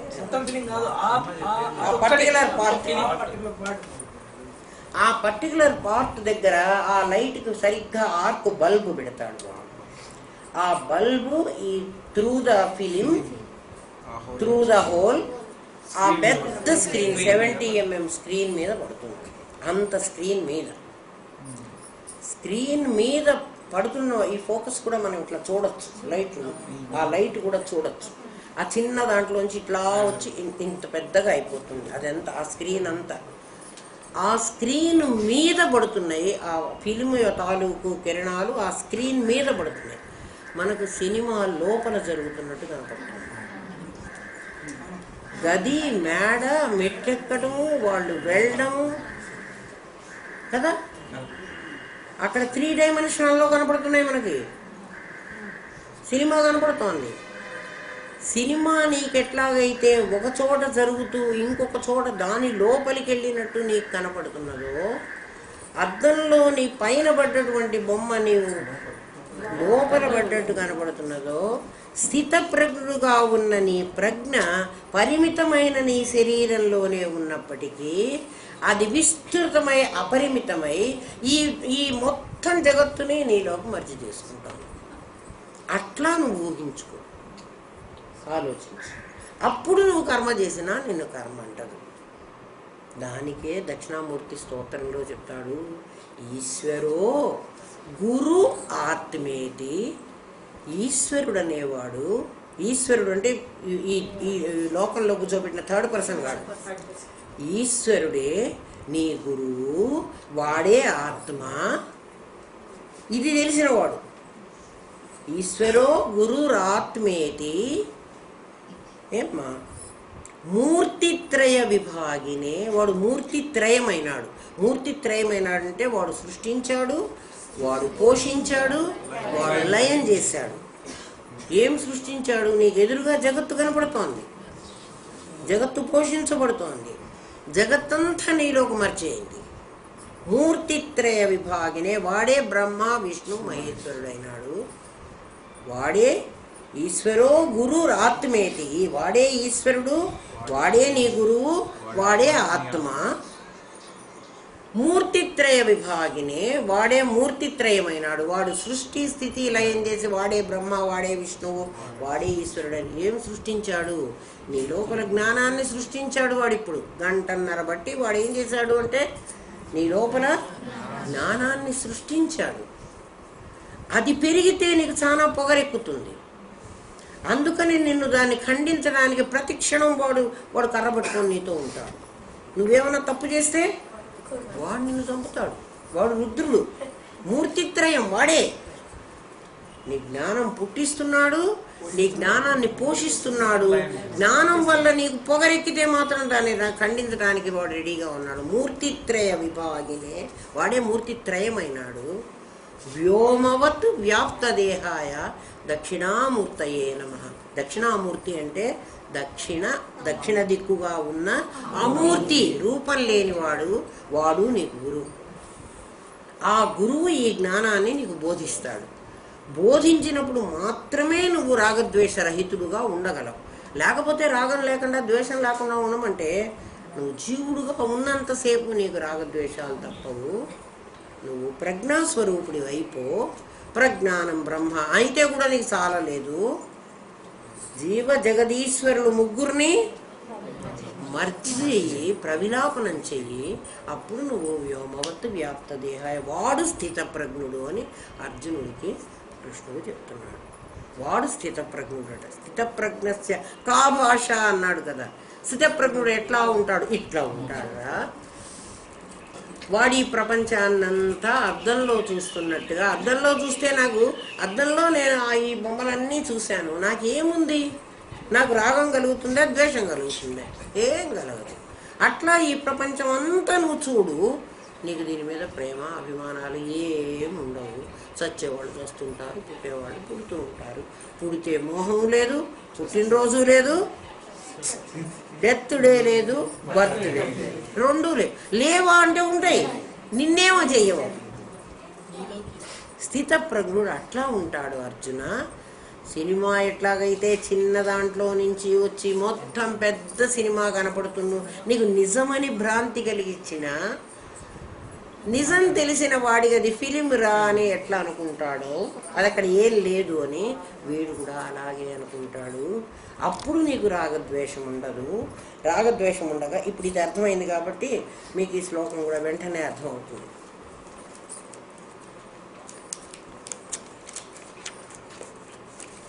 ఏమర్థం?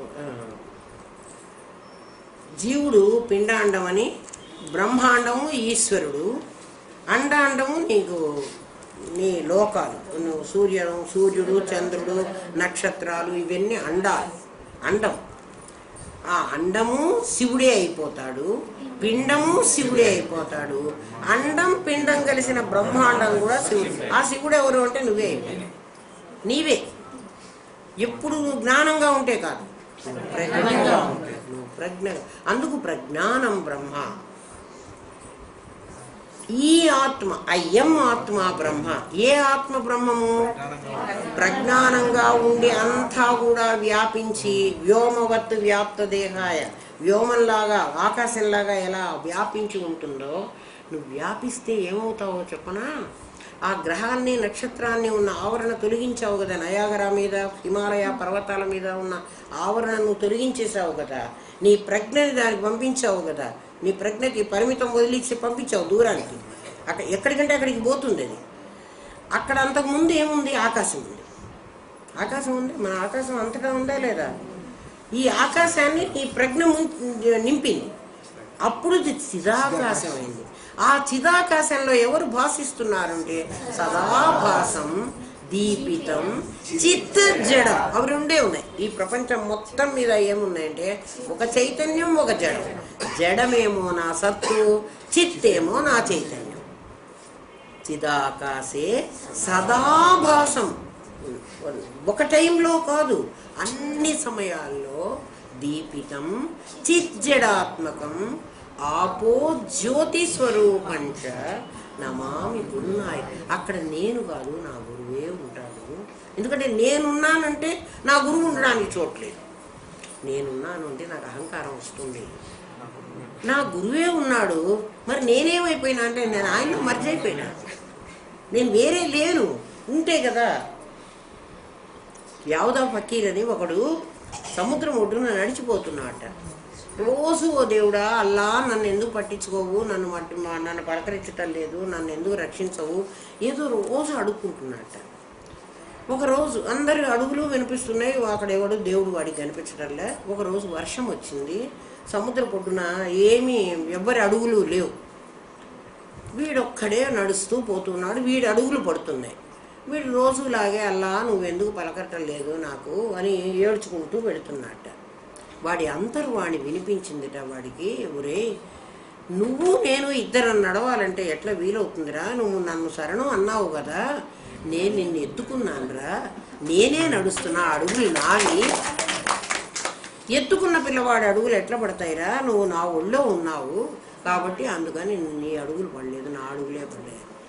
ఆ గురువు అట్లా, గురువు శిష్యుడు ఇద్దరున్నారు అనుకుంటే మళ్ళీ ద్వైతం వస్తుంది.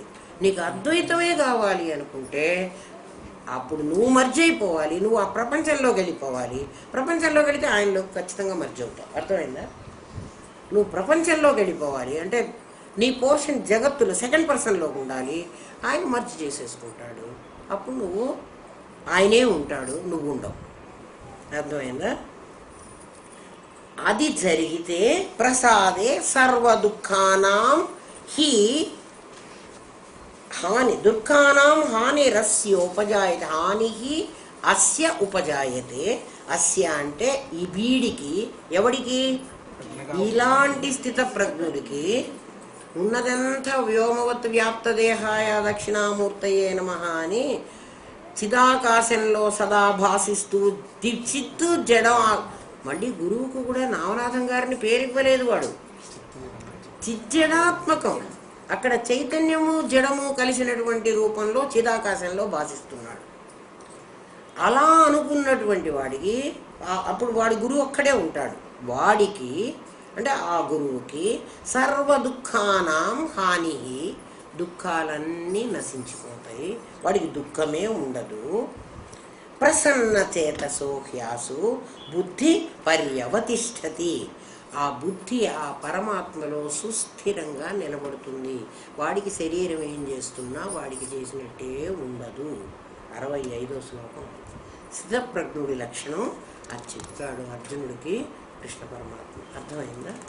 ఫస్ట్ పర్సన్ని, సెకండ్ పర్సన్ని, థర్డ్ పర్సన్ని. అప్పుడు ఏముంటుంది? అయాం ఉంటాను, కానీ యు ఆర్ పోయినాడు, హీ ఈజ్ పోయినాడు, ఇట్ ఈజ్ కూడా పోయింది. ఆ యామ్ ఒక్కటే ఉన్నాడు, అయామ్. అప్పుడు ఐ కూడా లేవు, అయ్యు కూడా లేవు. అప్పుడు ఎవరుంటాడు? గురువు ఒక్కడే ఉంటాడు. వాడు ఎట్లా ఉంటాడు? వ్యోమవత్, ఆకాశంలాగా ఉంటాడు, చిజ్జడాత్మకంగా ఉంటాడు. గురువు కూడా నీకు నామరూపాలు వదిలేస్తే వాడికి నామరూపాలు పెడతావా? వాడికి అసలే నామరూపాలు లేవు, వాడు ముందే వదలుచుకున్నాడు. నువ్వు పెడితే కూడా వాడు పెట్టుకోడు. నువ్వు ఊరికే గుర్తు కోసం రామనాథం గారిని ఓ ఫోటో పెట్టుకొని దండాలు పెట్టుకుంటున్నావు, పెట్టుకొని ఇష్టం. ఆ ఫోటో కూడా ఏమిటి? జగత్తులో ఓ భాగమే, పంచభూతాలే కదా. ఫోటో పెడితే ఏమవుతుందో తెలిసినా రేపు సున్నాలు కొట్టేటప్పుడు ఆ ఫోటో తీస్తారు, ఓ మూలకి ఏదో గదిలో పెడతారు. మళ్ళీ సున్నం కొట్టిన తర్వాత ఆ కోడలో ఇప్పుడు మీరున్నారు కాబట్టి మీరు పెట్టుకున్నారు, తర్వాత మీ నెక్స్ట్ జనరేషన్ వాళ్ళు వస్తారు. ఆ గురువుగారి ఫోటో ఇక్కడ ఎందుకు, ఏముంది, ఆ గురువుగారు ఉన్నారు లేరో, అసలు ఎప్పుడు పోయినాడో, ఆ ఫోటో తీసి అవతల మనవడో మనవరాలో, అంతే కదా వాళ్ళు. కాబట్టి అది కూడా జగత్తులో నశించిపోయే భాగమే అవుతుంది. అందుకని నీ గురువు ఎక్కడుండాలి అంటే నీ లోపలే ఉండాలి, వాడికి ఫోటోలు గట్టవాడు. నీ లోపల ఉండాలి, నీవైపోవాలి. అది స్థితప్రజ్ఞస్య కా భాష అంటే ఇప్పుడు ఇది చెప్పాడు. వాడు స్థితప్రజ్ఞుడు, వాడిని గుర్తించడం చాలా తేలిక, వాడిని వాడే చెబుతాడు. వాడి లక్షణాలే చెబుతాయి. బంగారం తెలిసిన కంసలు వాడికి ఎవరన్నా నగలు వేసుకుంటే బంగారం అని తెలీదు, వెంటనే చెప్పేస్తాడు. బంగారాన్ని చూస్తాడు వాడు. నీ నగలు తెచ్చుకున్నాడు. 65 అయిపోయింది, 66 రేపు చెప్పుకుందాం. ఏమో 20 నిమిషాలు మనం లేటుగా మొదలుపెట్టుకున్నాం, అందుకని 8 వరకు చెప్పాం. ఓం తత్సత్. స్వస్తి ప్రజాభ్య పరిపాలయంతాం న్యాయేన మార్గేణ మహిం మహేష. గో బ్రాహ్మణేభ్య శుభమస్తు నిత్యం. లోకా సమస్తా సుఖినో భవంతు. ఓం పూర్ణమతః పూర్ణమిదం పూర్ణాత్ పూర్ణముదచ్యతే పూర్ణస్య పూర్ణమాదాయ పూర్ణమేవావశిష్యతే. ఓం శాంతి శాంతి శాంతి. ఓం నమో బ్రహ్మాదిభ్యో బ్రహ్మ విద్యా సాంప్రదాయ కర్తృభ్యో వంశర్షిభ్యో గురుభ్యో నమో మహద్భ్యః. సర్వోపద్రవరహిత ప్రజ్ఞానగణః ప్రత్యగర్తో బ్రహ్మైవాహమస్మి బ్రహ్మైవాహమస్మి బ్రహ్మైవాహమస్మి. ఇదివరకు బ్రహ్మైవాహమస్మి అన్నప్పుడు ఇప్పుడు అన్నప్పుడు మీకు తేడా తెలియటంలా?